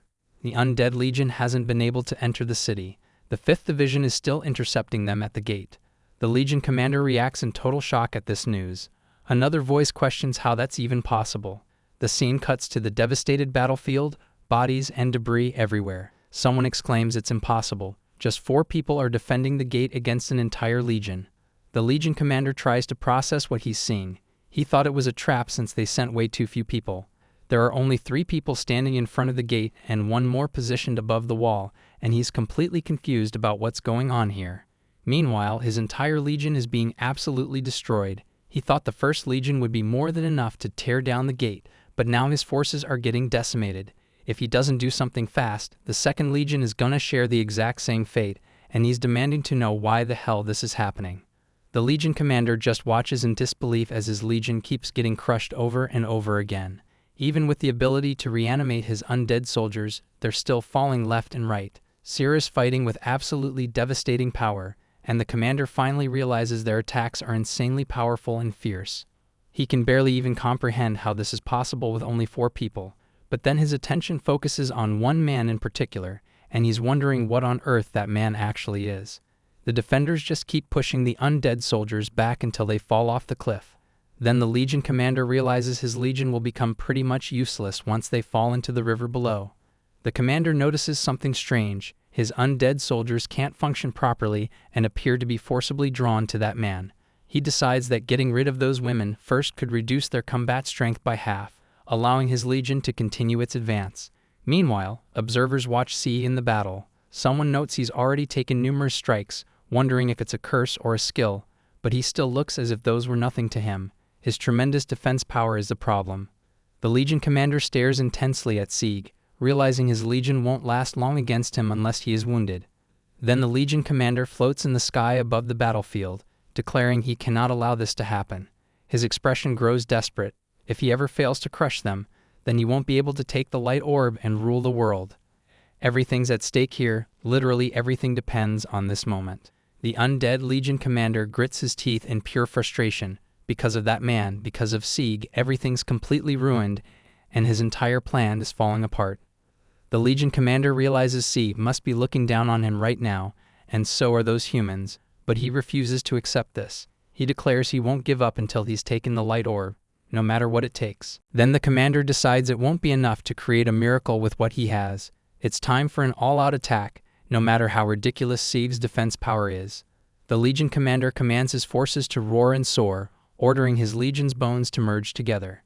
The undead creatures begin combining into something way larger and way more terrifying. Meanwhile, Bolton and the other observers watch as the skeletal remains fuse together on the battlefield. The Legion commander taunts them to writhe in agony, calling them pathetic humans. A massive, gargantuan undead creature rises before the defenders as the commander tells them to accept their fate as nutrition for his creation. The skeletal giant towers over Sira, Sieg, and Pham as they stand their ground at the gate, refusing to back down. The Legion commander orders the defenders to prepare to perish, and just like that, the gargantuan undead launches its attack against the 3 of them. Sira, Sieg, and Pham brace themselves, ready to face this massive threat head-on. Then, meanwhile, from the inner wall, observers watch through telescopes in complete shock. One of them can't believe what he's seeing. That monstrosity approaching the gate is beyond anything they expected. Another observer thought there were only undead legions, but now this gigantic abomination is advancing toward them. Commands ring out across the fortifications. Knights need to engage both the undead legions and the giant monster. Someone orders the fortification magic protecting the inner wall to be enhanced immediately. The guards watching from above are terrified. One of them says their fate is sealed against such tremendous strength. But then Sira calls out to Sieg as he engages the gargantuan creature head-on. Sieg launches into action, his movements swift and decisive as he strikes at the massive skeletal giant, and the impact from their clash shakes the entire battlefield. One of the defenders watching can't help but laugh in amazement, the guys realizing Sieg can actually block that terrifying assault. Meanwhile, another observer calls out Sieg's name, completely stunned by what they're witnessing. The Legion commander's in total disbelief. He can't understand what kind of monster Sieg actually is. This is impossible. The commander curses and realizes Sieg's absurd defensive power makes him a serious obstacle to the Demon King's plans, which means he's got to be erased immediately. The commander refuses to let this continue and launches another assault, telling Sieg not to rejoice too soon just for blocking that attack. The Legion commander orders Sieg to try his next attack, and the assault comes down hard, but Sieg just keeps deflecting the strikes. Sira watches in concern, asking if there's still more coming. The male defenders observe as Sieg holds his position, and Sira can't wrap her head around it. They're all trying their best just to maintain their positions, and yet Sieg's doing all this. The impact from each strike is so strong, and yet his defensive power is absolutely absurd. Then someone tells Sira to lower her body to stay safe from the ongoing attacks. The skeletal giant continues its devastating assault, and Sira declares she can't watch this anymore. Suddenly, someone warns that Sieg will soon be reduced to dust, no matter how absurd his defensive power is, but Bolton shouts at them to stop spitting nonsense on Sieg's efforts. The Legion commander remarks on Sieg's unpredictable attack pattern and tells him he can't defeat him with just that. The massive skeletal giant launches another tremendous strike against Sieg, the force of the attack shaking the entire battlefield. Sieg deflects the attack and the skeletal giant's arm gets completely destroyed. From up on the walls, one of the defenders starts celebrating. They actually made it, the attack's been deflected. Another observer just stands there speechless, totally relieved. Meanwhile, a female observer calls out that it was brilliant, and another one shouts Sieg's name. Sira reacts with pure excitement and disbelief. But then Sira just watches in stunned confusion, unable to comprehend what she's actually witnessing right now. The Legion commander realizes that Sieg has single-handedly turned the table on him. He curses, calling the Demon King a good-for-nothing who turned out exactly as expected. The Legion commander seethes about how the Demon King constantly let him down. Then the Legion commander reflects on his past, all those people who made use of him, then threw him away like rubbish. He became a benevolent warlock and achieved a body none has ever achieved before. He used any fools he could find and made them his pawns, and then he could finally mock them, for sure. The skeletal giant begins to crumble apart. Sira remains confused at this complete turn of events. Suddenly, the Legion commander becomes enraged, declaring that this brat stands in his way. He insists that as long as the Demon King is resurrected, he will succeed. The Legion commander declares his power will increase, he will become perfect. Sira draws her weapon and moves to engage, rushing forward as the Legion commander prepares his next move. The Legion commander declares he will soon become the ultimate warlock, but Sieg stands firm and proclaims he's the protector of this city and no invaders shall pass. Then a vision of the Demon King flashes in someone's mind.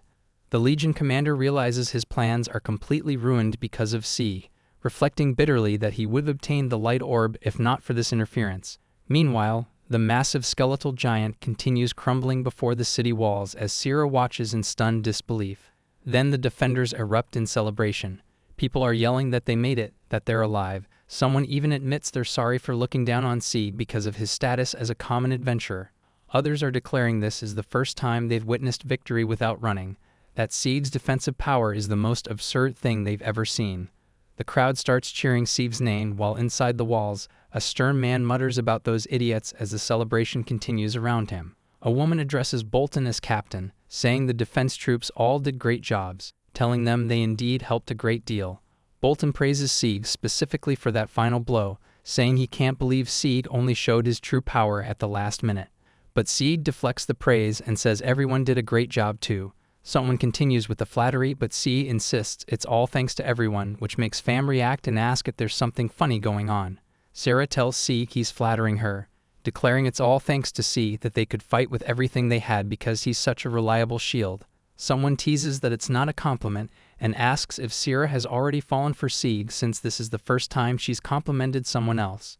Sira tells them to stop while others observe the scene with confusion, and someone's fangirling over how powerful and cool Sieg is. Someone notes that Sieg doesn't seem to receive many compliments and doesn't take them too seriously.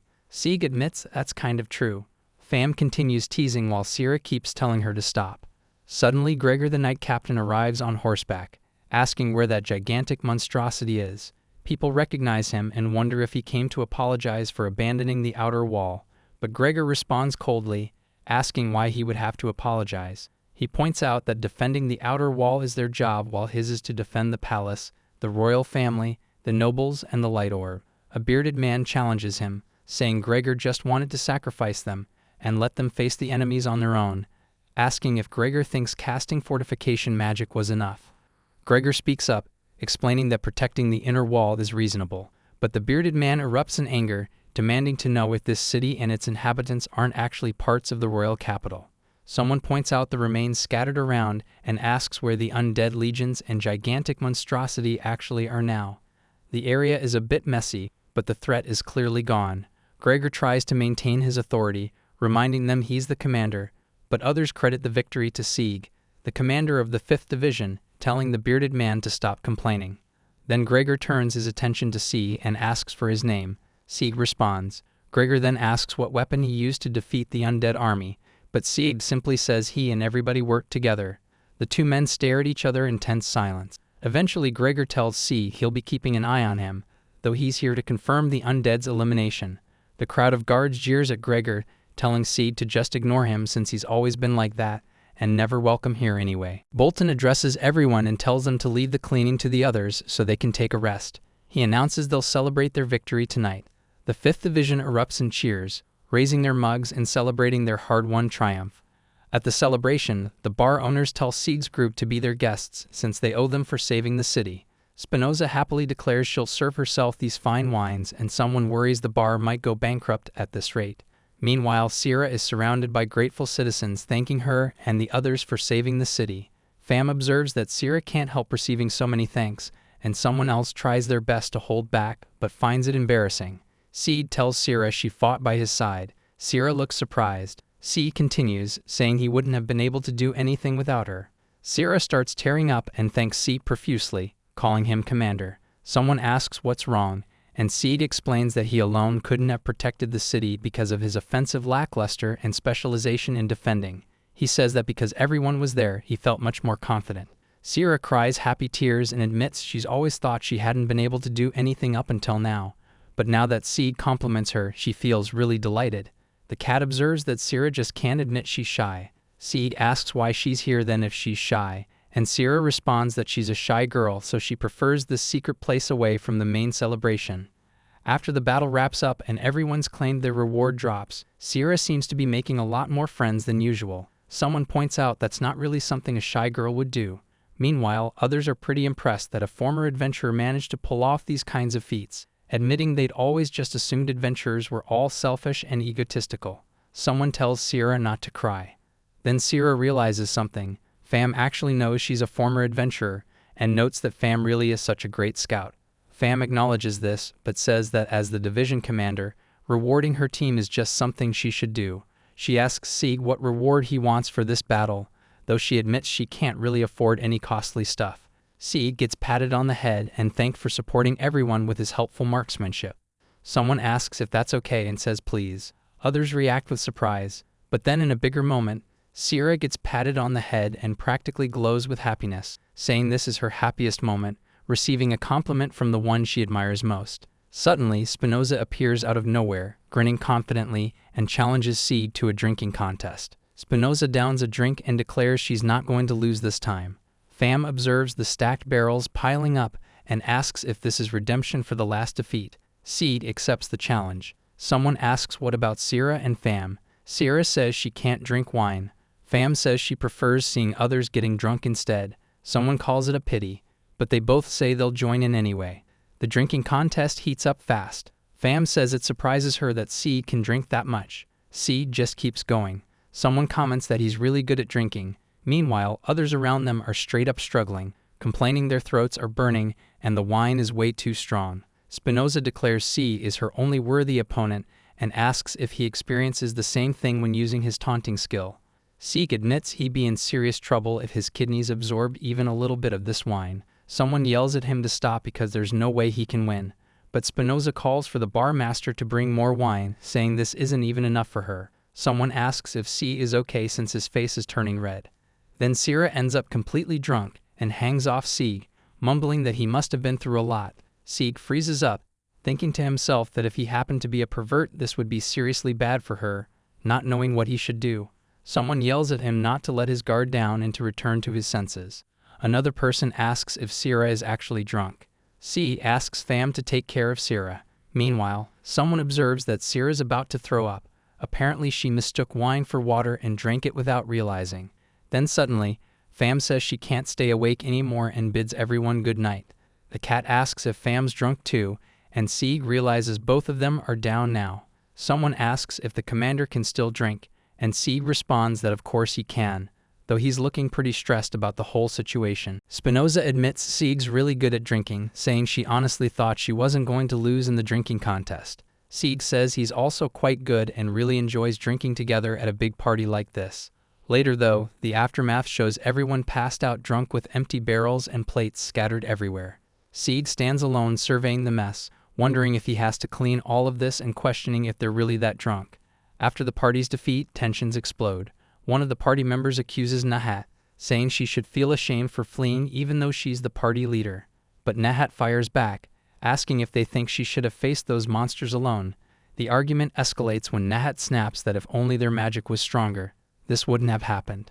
The other member retorts that it's because Nahat couldn't stay long enough, so she was too insecure to chant her spells properly. Someone observes that the frontline member is partly responsible for the insecurity of back members. Nahat reflects on the battle against the monsters. She notes this has never happened before and could feel that the creatures were hampered somehow. She realizes she had thought they were inherently weak and slow, and that her party was strong. Now she's questioning if they were affected by something else, and suddenly a thought strikes her as she puts the pieces together. At a bar, soldiers are gossiping about rumors. One asks if the rumor is true, another asks what rumor. They're talking about C. Someone says they heard he was promoted from a gate guard to division commander. Another adds that he and his 3 allies defeated the Undead Legion. Someone calls it outstanding. Another wishes he had joined their unit instead. Someone agrees and says it's such a pity. Nearby, Nat sits listening to all this gossip. Someone asks if they're mentioning that rumor. Another voice apologizes and says they must have been sitting too close. But Nahat tells them all to stop spitting nonsense. Someone confronts Nahat directly, saying she was the one who expelled C. And Nahat completely loses it. She tells them to stop mentioning him and calls them an idiot. But the person keeps going, saying she shouldn't think she can do whatever she wants just because she's an adventurer. Nahat yells at them to shut up and calls them rubbish. Meanwhile, in her mind, she's thinking they're just saying whatever they like. Then she punches the person, sending them flying across the area. Someone nearby notices there's a fight breaking out. Nahat stands over the person she hit, calling them real pieces of trash and talkative pieces of trash. The fight scene plays out as Hannah and Irene watch from nearby. They call out for her to stop, yelling her name to try to get her attention. Someone tries to calm Nahat down, telling her not to exceed herself to prove anything. Another voice chimes in, saying all they need to do is start from scratch. But Nahat just tells them to shut up. Inside her head she's fuming, cursing that these pieces of trash dare to make fun of her, and promising they'll regret it. Then she storms out. People call after her asking where she's going and yelling her name, but she doesn't stop. At the guild, Nahat storms up to the counter and demands a ranked missions. The braided guild staff member tries to reason with her, saying she knows Nahat wants to do A-ranked missions, but there's a problem. Hannah or Irene cuts in, reminding Nahat they're still rank B and telling her not to make such nonsense requests. The guild staff explains that for now they can only take on D-ranked missions. Nahat loses it at hearing they've been dropped 2 full ranks. The guild staff explains it's based on their current mission completion rate, plus the fact they have no additional party members. Nahat grabs at the counter, yelling that the staff talks too much and to just give her a mission. The guild staff tries to explain it's based on current rules. One of the party members asks if Nahat is even listening, warning that the mission could cost their lives if they fail. But Nahat cuts through all the protests and declares they'll do it anyway. The others panic, mentioning red ogres and saying they can't handle it, calling for Nahat to hold on. Meanwhile, nearby observers comment on what a reckless party they are, noting they take on real risks. Nahat's face contorts in anguish as she refuses to accept this as the end, standing there alone, spiraling into her thoughts, unable to believe they'd been knocked down to rank D just because that blockhead left them. Then it hits her even harder. Their position as a B-ranked party was actually thanks to him. She keeps repeating that this can't be the end, that it's unacceptable. Meanwhile, Sieg is heading out with his team, scolding Spinoza about being late and asking how many times he has to tell her not to be late today. The large bearded party member says he wishes he could sleep in, and someone comments on Spinoza's bizarre passive ability. Spinoza claims she can do anything as long as there's wine, but Sieg tells her she should cut down on it.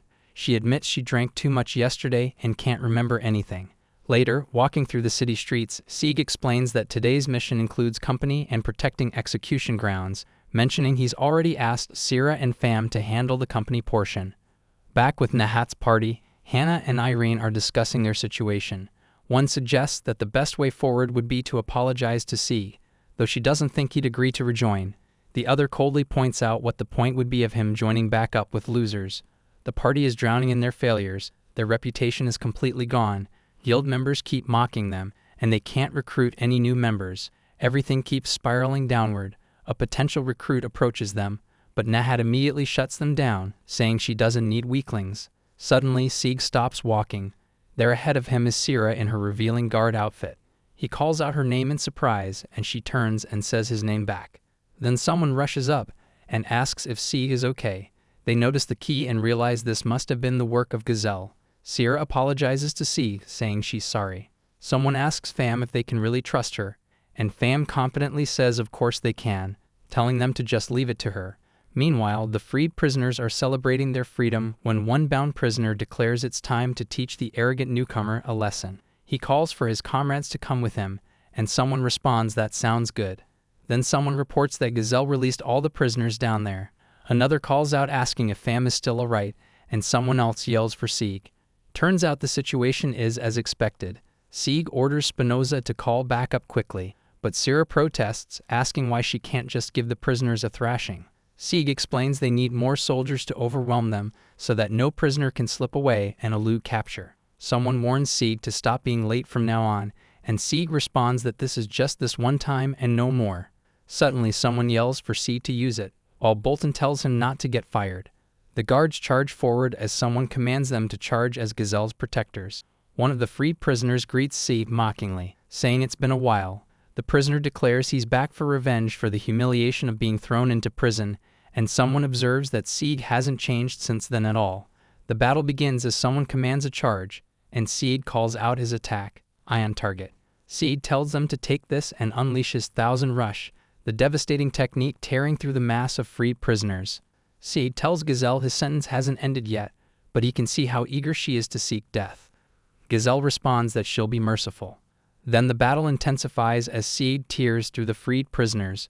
Observers watching from nearby as someone comments on how much they're enjoying the fight and compliments the badass weapon being used. Sira notes there are just two of them fighting, but she seems pretty impressed. Someone thanks Fam for something. After the carnage dies down, some of the defeated prisoners actually approach the guards on their own.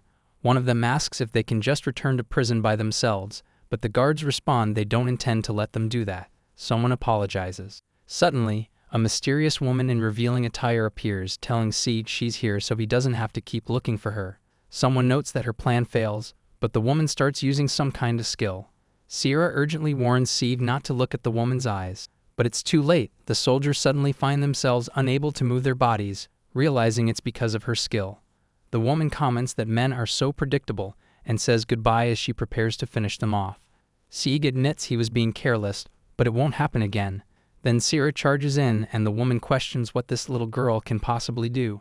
Sira responds she's not much, just here to distract her. The woman tells Sira she shouldn't make a move, saying it's impolite to interfere. But suddenly the woman realizes what's happening as she gets hit. She thinks about teamwork as Sieg and Sira coordinate their attack together, working in perfect sync. After taking down the woman, someone says it's not much but asks them to consider this redemption for being late. Another voice chimes in saying they should compliment more, noting the incredible teamwork on display. Someone responds that they're already a perfect team. A character celebrates, saying nice. Meanwhile, the guards order the defeated woman with the charm skill to be company to the execution ground. As for their leader Gazelle and the other prisoners, they tell them to get back to prison. Someone tells Lambda to enjoy her trip back to prison since her mind is still affected.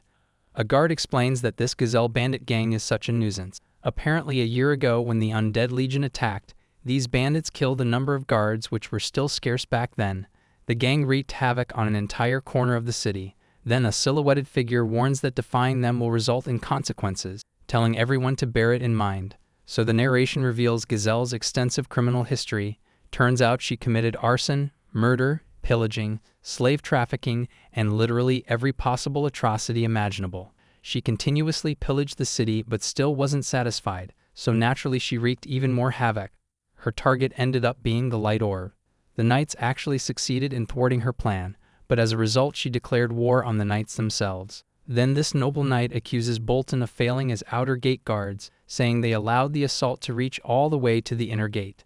The noble demands to know how Bolton plans to take liability for this massive failure. The narration mentions that since that incident, their relationship with the knights has completely soured as well. but Bolton fires right back, reminding them how many soldiers he lost in the battle against the Undead Legion. He challenges them to try being a guard themselves and straight up dares them to go fight the enemy directly. Meanwhile, someone orders to accompany her quickly. Another person comments that it sounds pretty depressing, supposing there weren't many soldiers left back then. A flashback shows someone thinking they must protect the city while colleagues kept urging them to rest and take a break. The narration explains that afterwards, they tried tons of different ways to deal with the bandit gang. Then the narration reveals that, irritated by the whole situation, the Frost Princess intervened and took care of the bandit gang herself. Someone explains that she's the vice captain of the Knights, describing her as pretty calm and cold. They warn to be careful if anyone happens to meet her. The bearded man tells someone to clean up this mess. The other person responds that they don't want him doing anything else. Instead, they want to put an end to everything right here, right today. Meanwhile, an angry crowd gathers outside, yelling for their children and wives back, calling the guards barbarians and monsters. The person turns to the bearded man and asks him to please lend them his strength. Suddenly, someone comments on how calm Gazelle is for someone who's about to be executed. Another voice dismisses her as just another piece of trash-spitting rubbish, but Gazelle fires back, asking if they really expected her to beg for her life, noting that they intended to execute her from the start anyway. Then Sieg reacts with approval, saying those are the eyes he likes. Gazelle reveals that her adorable underlings are here too, and that the entire Gazelle bandit gang showed up for her rescue and return. Someone notes they must be blending themselves in with the crowd. Another voice questions how they can prevent them from causing chaos, but someone else responds that they're experts at handling these kinds of cases.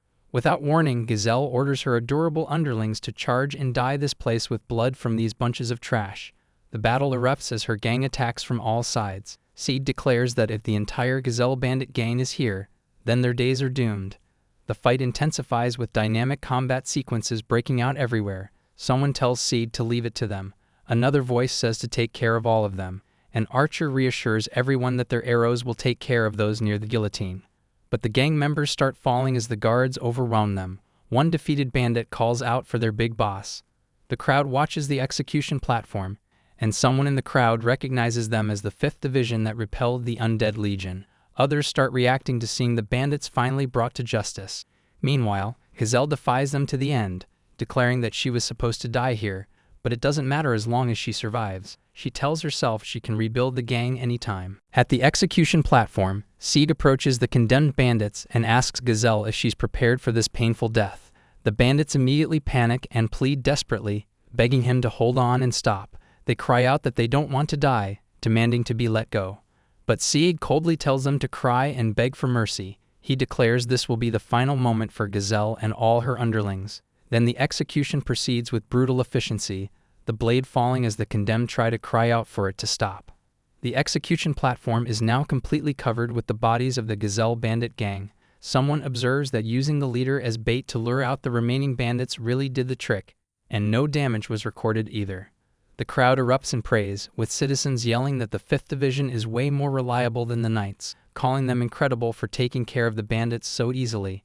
Bolton tells them their feat will soon be spread throughout the entire city. The people declare they have their trust in the 5th Division. They're counting on them to protect Asura. Bolton adds that it's thanks to their strength that everyone is protected. Then Bolton orders them to protect this city with everything they have. Someone acknowledges his command. Meanwhile, Seed comments to the captain about what a relief this whole situation is. He mentions there were some weird rumors going around back then, but this incident will surely leave a lasting impression on the people. Bolton orders them to bury the bodies outside the city. Meanwhile, Seed reflects on how occupied he's been, thinking he almost forgot something important.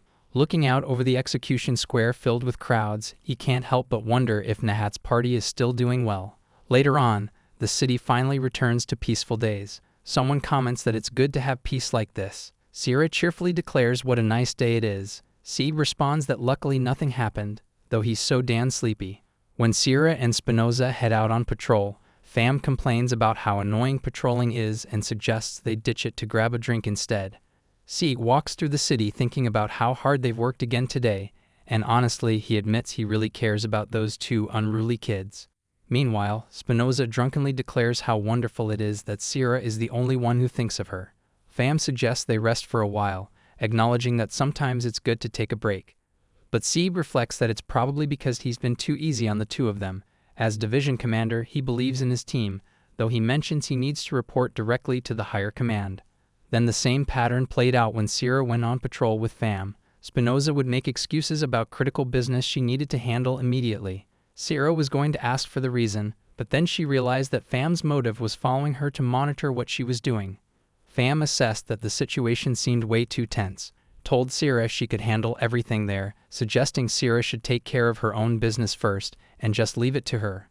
Meanwhile, someone comments that people will eventually relax if the regulations aren't tightened, and another voice observes that Sieg is normally super kind, but sometimes he gets ridiculously strict. Then a third person notes that because of Sierra's benevolence and motherly personality, the people who work with her have a way bigger chance to slack off.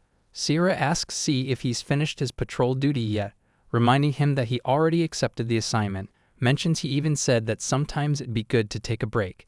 But C responds that he'd like to work seriously as well, asking what she'll do if he ends up being a lazy guard. Someone declares they're lazy now, and Sieg admits they're totally right about that. Then someone calls out to Sieg, telling him his mission is to keep the entire city safe, and he's gotta work hard, says he can't be like that. Sieg says he'll try. Sierra tells him to wait just a moment and asks if that's okay. Someone asks C how he feels, suggesting that now they'll just work hard, but someone else thinks the result will be the opposite. In the bottom panel, C reflects on how he's being treated as if he were a child, calling himself an idiot. The thing is, this pure benevolence really pisses people off. Then someone calls out to him. Someone greets C and asks Spinoza if she's on patrol properly. The answer comes back, nope, she just went out drinking despite the prohibition. But it gets worse, she didn't even go on patrol and headed to the casino instead, so now she doesn't even have a penny on her right now. Someone reacts with frustration at her. Suddenly, a fight breaks out. Someone tells Spinoza that her fists are useless now, while another voice declares that this lady must teach her a life lesson. Meanwhile, watching the scene unfold, someone observes that at this rate they won't be able to complete the patrol mission. Sieg agrees that they're right, and someone comments on how the two of them have such opposite personalities. A knight on horseback confronts someone, demanding to know how this disrespectful brat dares to stand in the way of the knight order. The guy reminds the knight that they were the ones who actually protected the people here. The knight orders them to go home and examine themselves. Meanwhile, Sierra looks pretty apologetic in the background. Then another knight asks if they even know what they just did, but Sieg declares that he's a guardian. Sieg says protecting this city is his duty. He won't just stand by and watch them hurt people. He adds that they also ruined his peaceful day, which honestly isn't a minor offense. He tells them he'll let them know where their location is. One of the knights reacts, saying a lowly guardian dares to raise his voice to a knight and that it's worth dying for. The knight charges at Sieg, shouting that he'll kill him. Someone commands them to stop. Sierra and another figure stand ready with a sword drawn between Sieg and the knight. Someone recognizes the newcomer as Vice Captain Eleanor, asking why she's there, while others identify her as the Frost Princess and the Vice Captain of the Knight Order. The knight addresses someone as the guy right there. Then Eleanor starts listing what she hates most. A knight responds that the dirty room is number 7, but Eleanor corrects him, saying that's just number 7. The thing she actually hates most are those who dare to claim their superiority and then raise their voice to others. Meanwhile, down below, a light-haired kid frantically explains to Sieg and Eleanor that a knight was just kicking the ball back to help him. The ball had rolled right into the path of the knights. The kid insists the knight did nothing wrong. But Sieg tells the kid he's just teaching this rude boy, and the kid stammers out an acknowledgement. A knight accuses the guardians, claiming that as soon as those guardians dared to point their swords at the knights, Sieg and them became accomplices. He demands they be punished. Another knight declares they pointed their swords at the Knight Order, making them traitors who need to be punished. The aggressive knight laughs and tells them they're going to die today.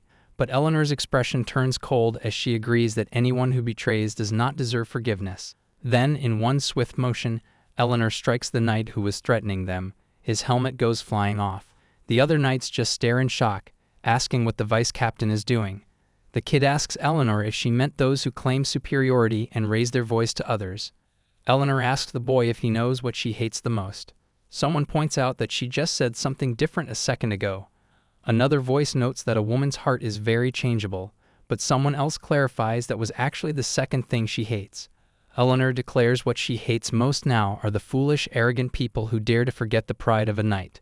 Eleanor tells the offending knight he trampled on the spirit of a knight and now must prepare to be punished. but the knight protests, saying he's a member of the Knight Order.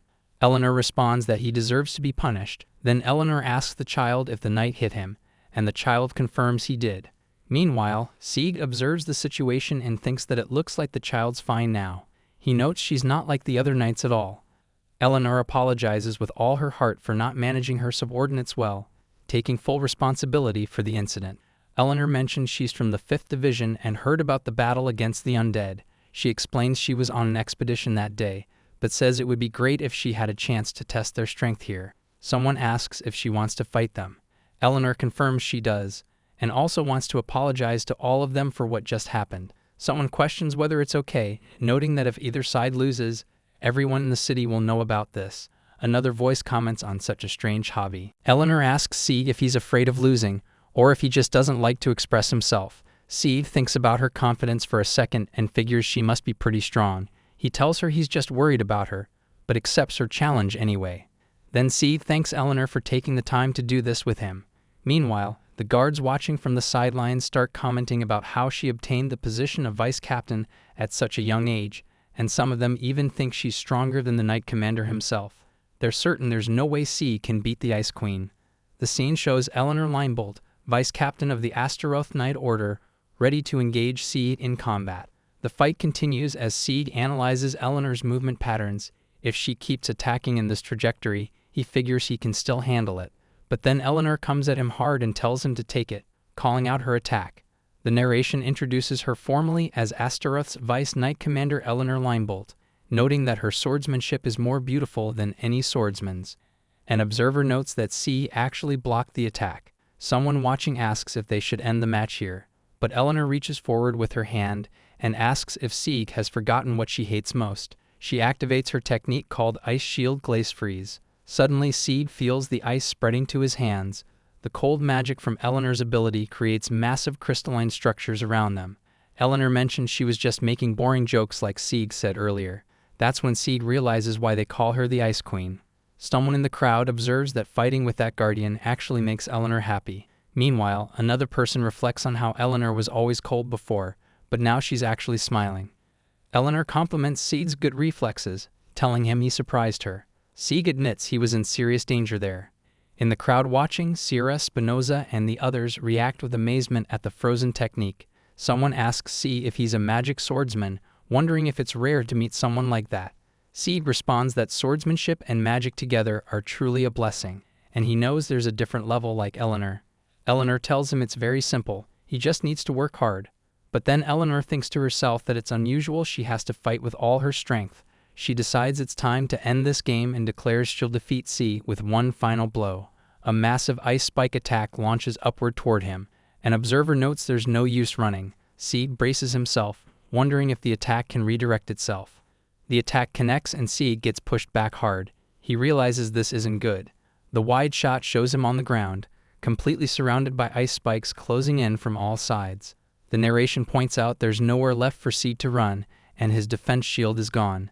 Eleanor declares game over as she prepares her finishing move, but then Sieg launches himself upward through the ice, exerting maximum effort, thinking to himself that there's still something he can do.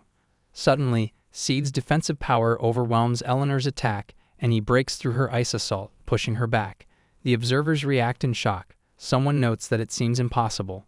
Another observer comments that even the Frost Princess doesn't have a chance to win. Other spectators call out encouragement, with one saying Eleanor is really strong and asking Sieg to fight with them too.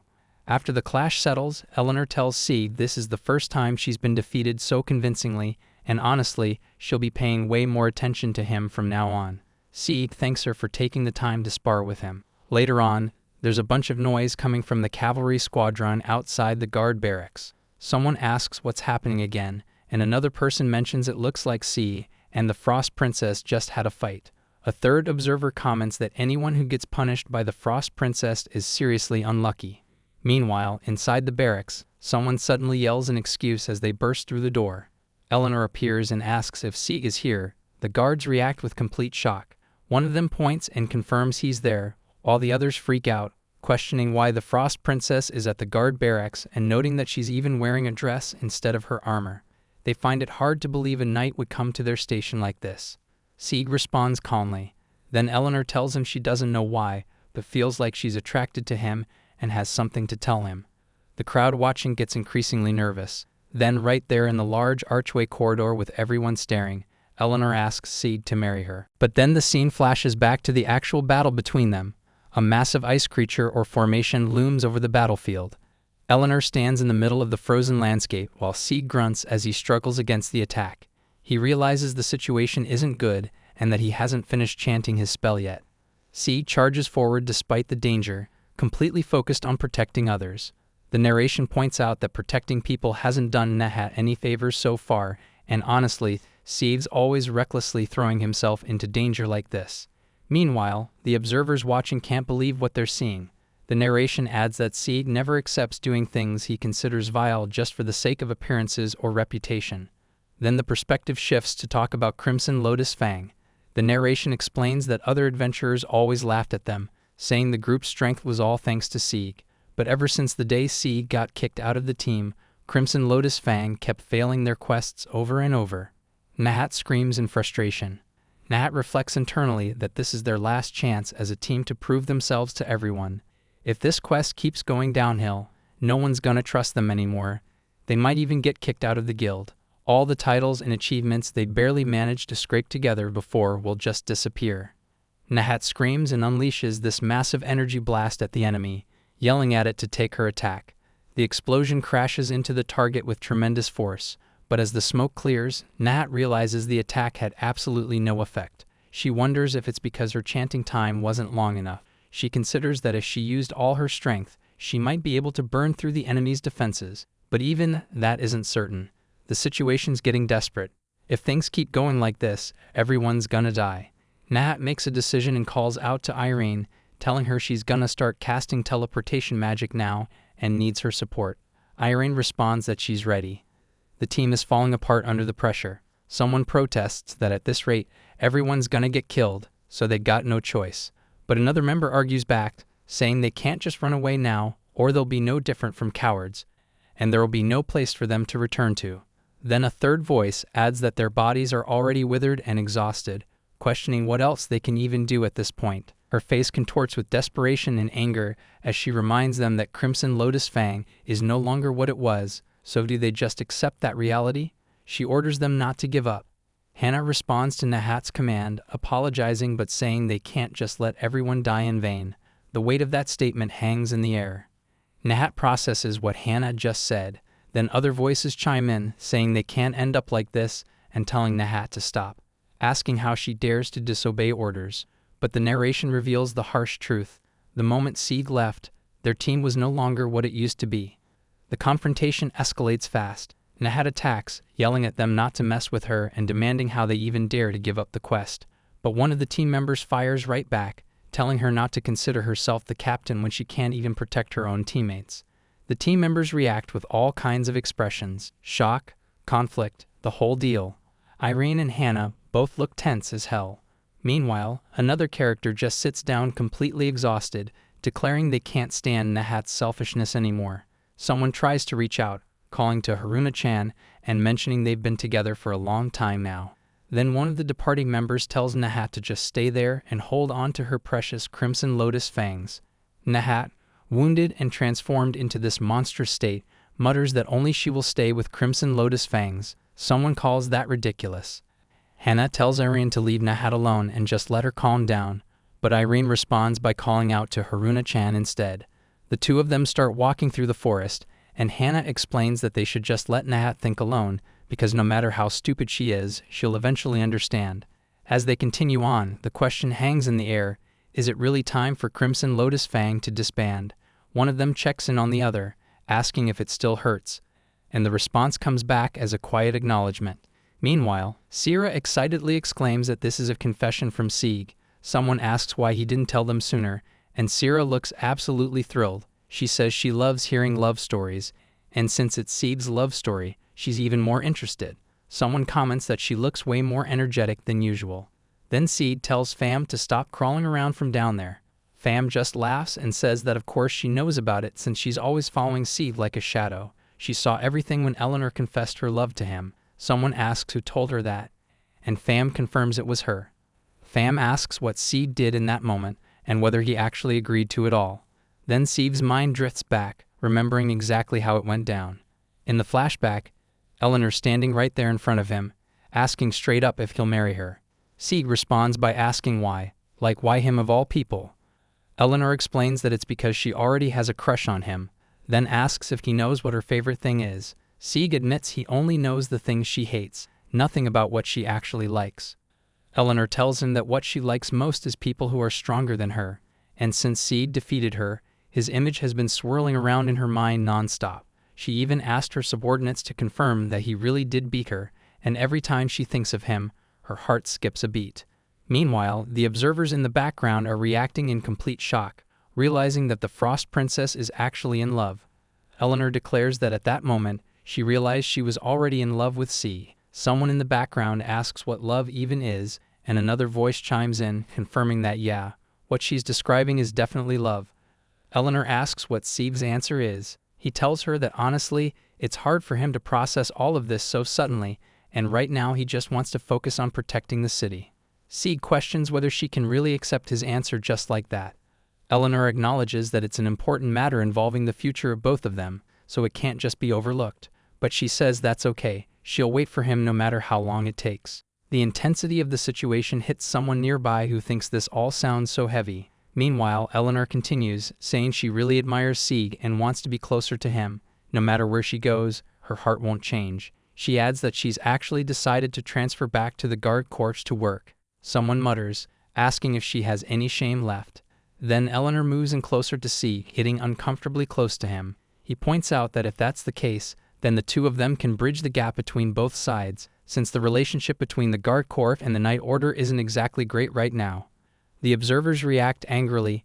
One of them says Seed dared to seduce the Frost Princess and threatens to skewer him with a knife. Meanwhile, Eleanor and C agree that they'll protect the city together. Seed tells her he'll stay with the Night Order then, and Eleanor says she'll see him soon. Someone notes that she finally understood, while another voice mentions that luckily everything's fine now.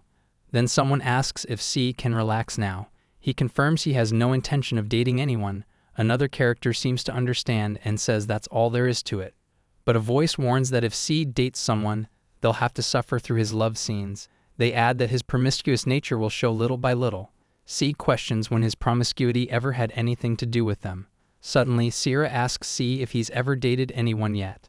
Sierra admits she loves hearing people's love stories, but she hasn't really thought about that sort of thing for herself yet. Someone asks if she wants to hear about it, calling themselves a shy girl. Then the character with the face covering says of course they won't get involved in such love affairs, questioning if anyone really wants to know something like that. Someone observes that the 5th Division seems immune to love affairs, like romance just doesn't exist for them. The group makes a commotion, but then someone points out there's still Spinoza to consider. But then the realization hits that Spinoza is just like the rest of them when it comes to romance, totally hopeless. Meanwhile, Spinoza starts vomiting from all the drinking, with the others reacting in disgust at how she's throwing up everywhere. The narration notes that despite all this mess, the love between the 5th Division members has increased a bit, in a weird, dysfunctional family kind of way. Later, Spinoza stumbles through a dark forest alone, muttering to herself in her drunken state. She lies down in the grass laughing like an idiot, completely wasted. But suddenly she spots something unusual and questions why there's a birdman creature here of all places. The creature laughs as it appears before her. Definitely not a good sign. A flying beast attacks with a shriek, diving straight at Spinoza. Spinoza yells at the birdman creature to get away from her as it comes in for the kill. The creature strikes with brutal force, its face showing this menacing expression. Spinoza gets hit hard and thrown through the air by the powerful assault, crashing into the ground with heavy impact. Spinoza is completely overwhelmed, her mind racing as she wonders why this is happening. Everything was so easy before. Memories flash through her mind of the 5th Division team together. Back when things worked smoothly, she remembers Sieg's face. Then her thoughts turn bitter as she questions why everyone became so useless after he left. Spinoza's internal turmoil peaks as she screams whether it's all her fault. But suddenly, a voice in her head counters, asking if it isn't actually the fault of the guy who could only stand there. The figure with the cross symbol appears in her thoughts. She's thrown through the air with tremendous force. Meanwhile, another memory surfaces from back in the laboratory, where someone had told C that as long as he's the captain of the team, everything would be fine. Spinoza fights back against the birdmen with renewed fury. Thinking that being redundant really makes people mad, she strikes the creature down in combat. The birdman lies defeated on the ground. Spinoza stands exhausted, breathing heavily, thinking about how ridiculous it would be to die like this. Spinoza lies in the dark forest, her face twisted in pain as strange sounds echo around her. She struggles to focus and questions who's there. Then a massive shadowy figure with glowing eyes materializes before her, its form dark and menacing, and the creature declares it's her ally. Spinoza gasps in shock and fear as the dark figure commands her to drink something, holding out what appears to be some kind of substance or potion. The shadowy creature speaks to Spinoza as she lies there helpless on the ground. It tells her to think of all those who harmed her, laughed at her, looked down on her, all the people who made her miserable. The entity continues, saying only then will she gain new strength, but she must resent them all. Spinoza's mind races with bitter thoughts. If she had power, then everything would be different. Her thoughts turn dark as she remembers everyone who left her alone. Sieg, that woman who looked down on her, those who betrayed her, the idiot from the guild. Memories flood Spinoza's mind of all the times people mocked and belittled Sieg, and by extension her entire team. Shadowy figures from the past talk about how lucky Crimson Lotus Fang is to have a shield like Sieg who takes all the damage. Someone wants to see their firepower, others tell them to shut up. Then more voices echo through her memories. Someone calls Sieg an idiot who can only be useful by being with them, asking if anyone really wants that useless scarecrow. Another voice tells them to leave him to them. The memories crescendo into angry shouts telling everyone to shut up. The recollections continue with people always being so dismissive. Someone notes how annoying it is to carry a debt like Sieg. The constant judgment and ridicule just building up. The words echo in the darkness. So annoying, so annoying. The resentment crystallizes into those simple words. Back at the guild, someone tries to get the party members to head home and rest. Meanwhile, another guild member reassures them that the important thing is everyone returns safely, even though they worked really hard. Then the braided guild staff apologizes for coming back empty-handed without completing the mission. She addresses Nahat, noting he seems to have calmed down now, and asks if he could please explain something to her. Though she knows it's not the right time to talk about this, Red Lotus Fang is really important. She begs them not to disband Crimson Lotus Fang for the time being. But suddenly, someone cries out in alarm at something happening. A massive explosion of dark energy erupts, and the guild members are thrown through the air screaming as the powerful force blasts them away.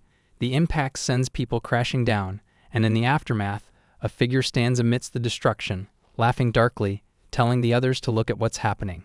Dark energy explodes from the corrupted warrior's body as she laughs maniacally, the transformed figure now standing wreathed in shadowy flames, completely consumed by dark power. Meanwhile, Hannah screams out warnings to the others. They can't fight someone with this much power. She tells Irene to run, and someone mentions Purse-san should escape too. Another voice calls out for Haruna-san as chaos erupts around them. The corrupted figure stands tall, dark flames spiraling around her body. The transformation is complete and terrifying. Someone stares in shock and disbelief while below. Another face shows pure fear as recognition dawns. Then Hannah calls out the name in horrified realization, Nahat. Later, back at the royal capital, things are unusually quiet. Sierra comments on how strange it is today. Another guard notes it's rare they don't see monsters attacking the city. Someone agrees, saying usually there's an attack every 2 hours. Meanwhile, they continue their patrol through the streets. One guard wonders if maybe it's because Sieg is here that the attacks have stopped. Another voice suggests going inside to grab a drink, reasoning that even if monsters attack the city, they can't win anyway, so it's better to just relax. But suddenly, Sierra notices someone is coming. Sieg acknowledges that even Fam feels the same unease, but reassures everyone they're always on high alert and ready. Then Sieg spots two familiar figures in the distance against a mountain backdrop. He calls out to Haruna and Irene. The two girls approach and one urgently tells Sieg what happened. Estel was attacked. Sieg sees their distressed state and demands to know why they both look like this and what the hell happened. The girl's voice breaks as she tells Sieg how relieved she is to find him, her face completely worn out, showing nothing but exhaustion and fear from whatever crazy ordeal they just escaped from. Then Sieg's expression turns serious, and he asks where Nacht is. The scene cuts to reveal Corrupted, Nahat being physically restrained by someone, the dark-haired warrior struggling hard against their grip, her body still radiating that sinister dark energy. A close-up shows someone's shocked face as they stare at Nahat's transformation, barely able to process what they're seeing. Meanwhile, another voice questions why any of this is even happening. But Nahat speaks with pure menace in her voice, addressing Irene with straight-up hostility. Irene's face fills with rage and determination as she confronts Nahat directly, declaring that she won't be allowed to harm Haruna-chan, her voice fierce with protective anger. Then Irene launches herself at the corrupted Nahat in an explosive clash, the two warriors colliding in a flurry of strikes, while Irene desperately tries to stop her former companion. Meanwhile on the ground, Pham rushes to check on someone, asking if they're okay. Observers nearby confirm in shock that this person is indeed not, barely able to believe what they're seeing. Suddenly, Irene yells for everyone to hurry and run away, telling them to leave all of this to her and the others who can fight. The corrupted warrior screams out as dark flames rage around her body. Meanwhile, Irene desperately tries to help the fallen Haruna, urgently telling her to get up quickly. Haruna just lies there in shock, barely able to process what's happening, questioning if this is somehow her fault. Then someone calls out to Haruna and Irene from a distance. Corrupted Nahat stands there wreathed in dark energy, her demonic face twisted with malice, telling those vermin they're so noisy. Corrupted Nahat grins with her monstrous teeth exposed, beckoning someone to come to her. She declares they're going to combine their power and people will surely look at them differently then. The corrupted warrior continues, saying they'll teach those annoying vermin a lesson for life, and she laughs maniacally. Haruna and the dark-haired girl stare in horror as Nahat adds that it'll be just like Crimson Lotus Fangs before. The blonde girl with braids looks at Haruna and Irene, telling them to go meet Seed quickly. Haruna responds in confusion. The blonde girl explains that with all of her remaining strength right now, she can only teleport the two of them to the suburbs. She pauses for a moment, then says that's enough already. A close-up shows her determined expression as she assures them that Seed can definitely protect them both. Meanwhile, behind her, corrupted Nahat restrains someone while the situation grows more desperate. The blonde girl screams at Nahat to stop, but Nahat, still holding someone captive, asks the kid what she's going to do. The three faces show the tension of the moment. The dark-haired girl looks frightened, corrupted Nahat wears a twisted expression, and the blonde girl shows fierce determination. Then a figure demands to know where Haruna and Irene are disappearing to. Suddenly, bright light erupts across the scene as magical energy activates. Corrupted Nahat yells out, demanding to know where they went. She declares she'll let the two of them take a break for a while, then she'll see them both off to heaven at the same time. A close-up reveals Nahat's demonic face as she laughs wildly, the corrupted warrior continuing her maniacal laughter while dark energy surges around her. Meanwhile, below, the destruction spreads across the landscape as flames consume everything, Nahat's laughter echoing over the devastation she's unleashing. Back at the royal capital, Sieg stands with the others as they process what happened. Someone explains that Nahat has been corrupted and became a member of the demon race. Sieg responds in shock, asking if she attacked Estel. Then one of the girls sits on a bed, her face filled with guilt. She says that because of her, everyone in Estel was implicated in what happened. She continues, explaining it's because she decided to leave the team and make Crimson Lotus Fangs disband. She blames herself, saying it's all her fault. Someone reassures her that none of this is her fault. Then another person chimes in, suggesting that maybe something Nahat faced along the way triggered her decision to join up with the demon race. Meanwhile, a figure standing in the shadows reflects on the real reason. It's because she still wanted to hold on to her former pride as one of the Crimson Lotus Fangs. Suddenly, someone warns the group that Nahat is still clinging to that Crimson Lotus Fang's identity. The person continues, pointing out that Nahat's target probably isn't just them, it surely includes the others too. They urge everyone to hurry up and find somewhere to hide. The scene shifts to show Sieg standing guard as a gatekeeper with the others positioned behind him.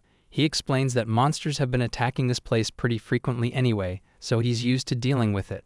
Haruna starts to protest, but Sieg cuts her off, telling her he's the gatekeeper here and he can't just run away. He promises to protect them and reassures everyone they don't have to worry. They can definitely stay here and heal up safely.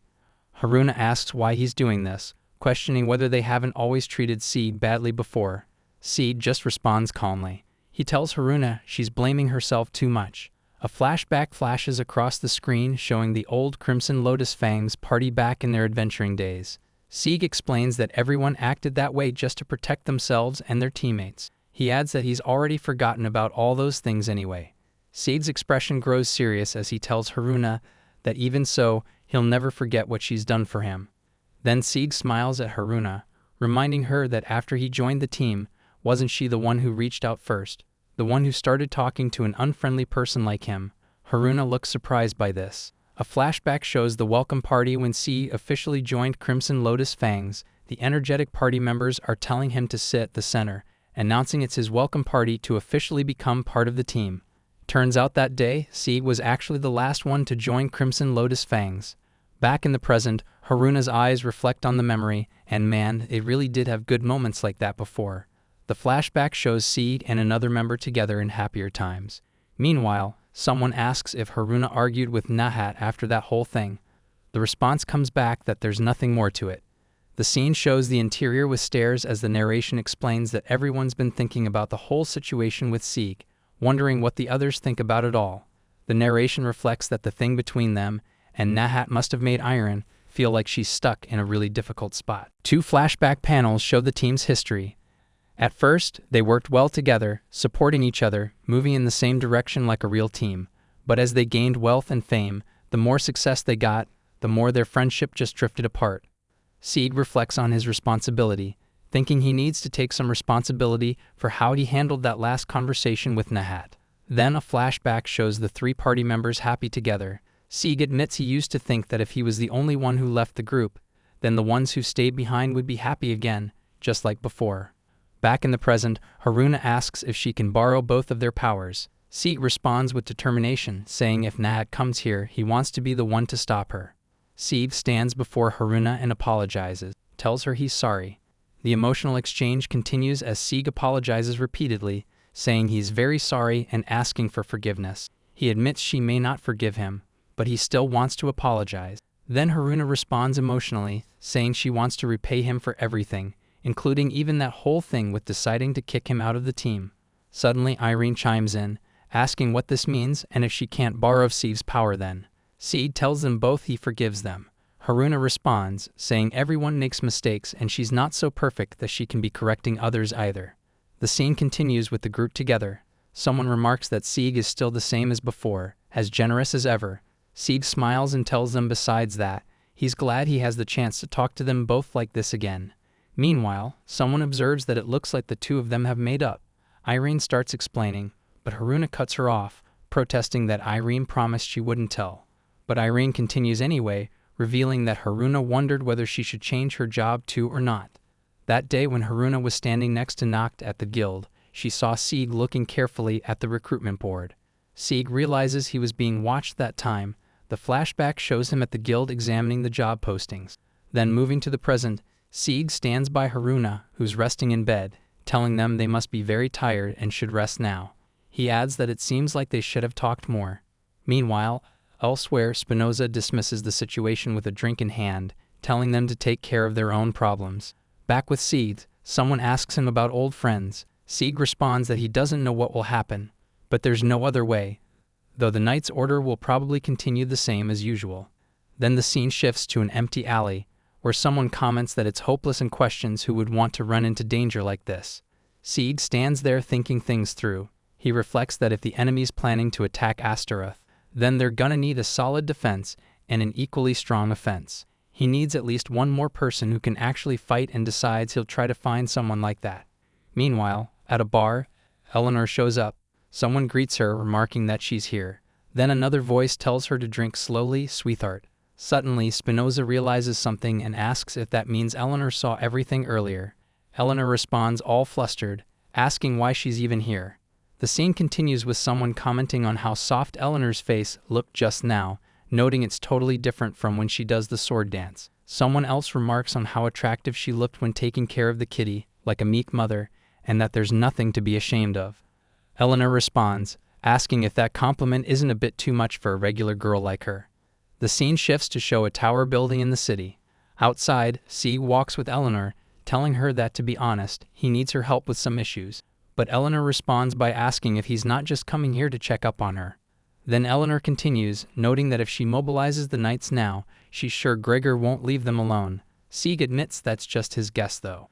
Eleanor clarifies what he's really asking for her, the vice captain, to use her command authority to direct the knights. She explains further, acknowledging it's true that she has the right, and even though she can't command all of the knights, she's sure the amount she could control will be enough for him. But here's the thing, her position in the Knights' Order will also be in danger, so she asks Sieg directly, even knowing all the risks that they'll face, does he still want her to help him?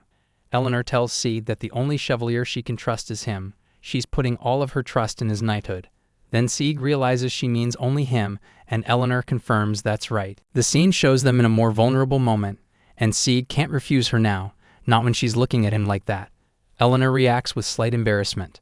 The conversation continues with Sieg telling her not to worry and that he'll take care of everything. He adds that if he gets kicked out of the Knight's Order, she'll have to take responsibility for him. Eleanor agrees to work with him if he's putting it like that. Meanwhile, background observers are commenting on the situation. Someone tells the others to keep silent since it's getting to the good part. Another notes that looking at that red face, the Frost Princess must have fallen for Sieg. Someone else asks if that lady is being too much, while another questions if this includes an agreement to marry. Sieg asks if everything will be alright. He explains that this way, if Nacht attacks them suddenly, they could still stop some attacks from him. Someone confirms they'll handle it. 2 days pass, and suddenly the demon race is attacking. Someone orders everyone to prepare for battle.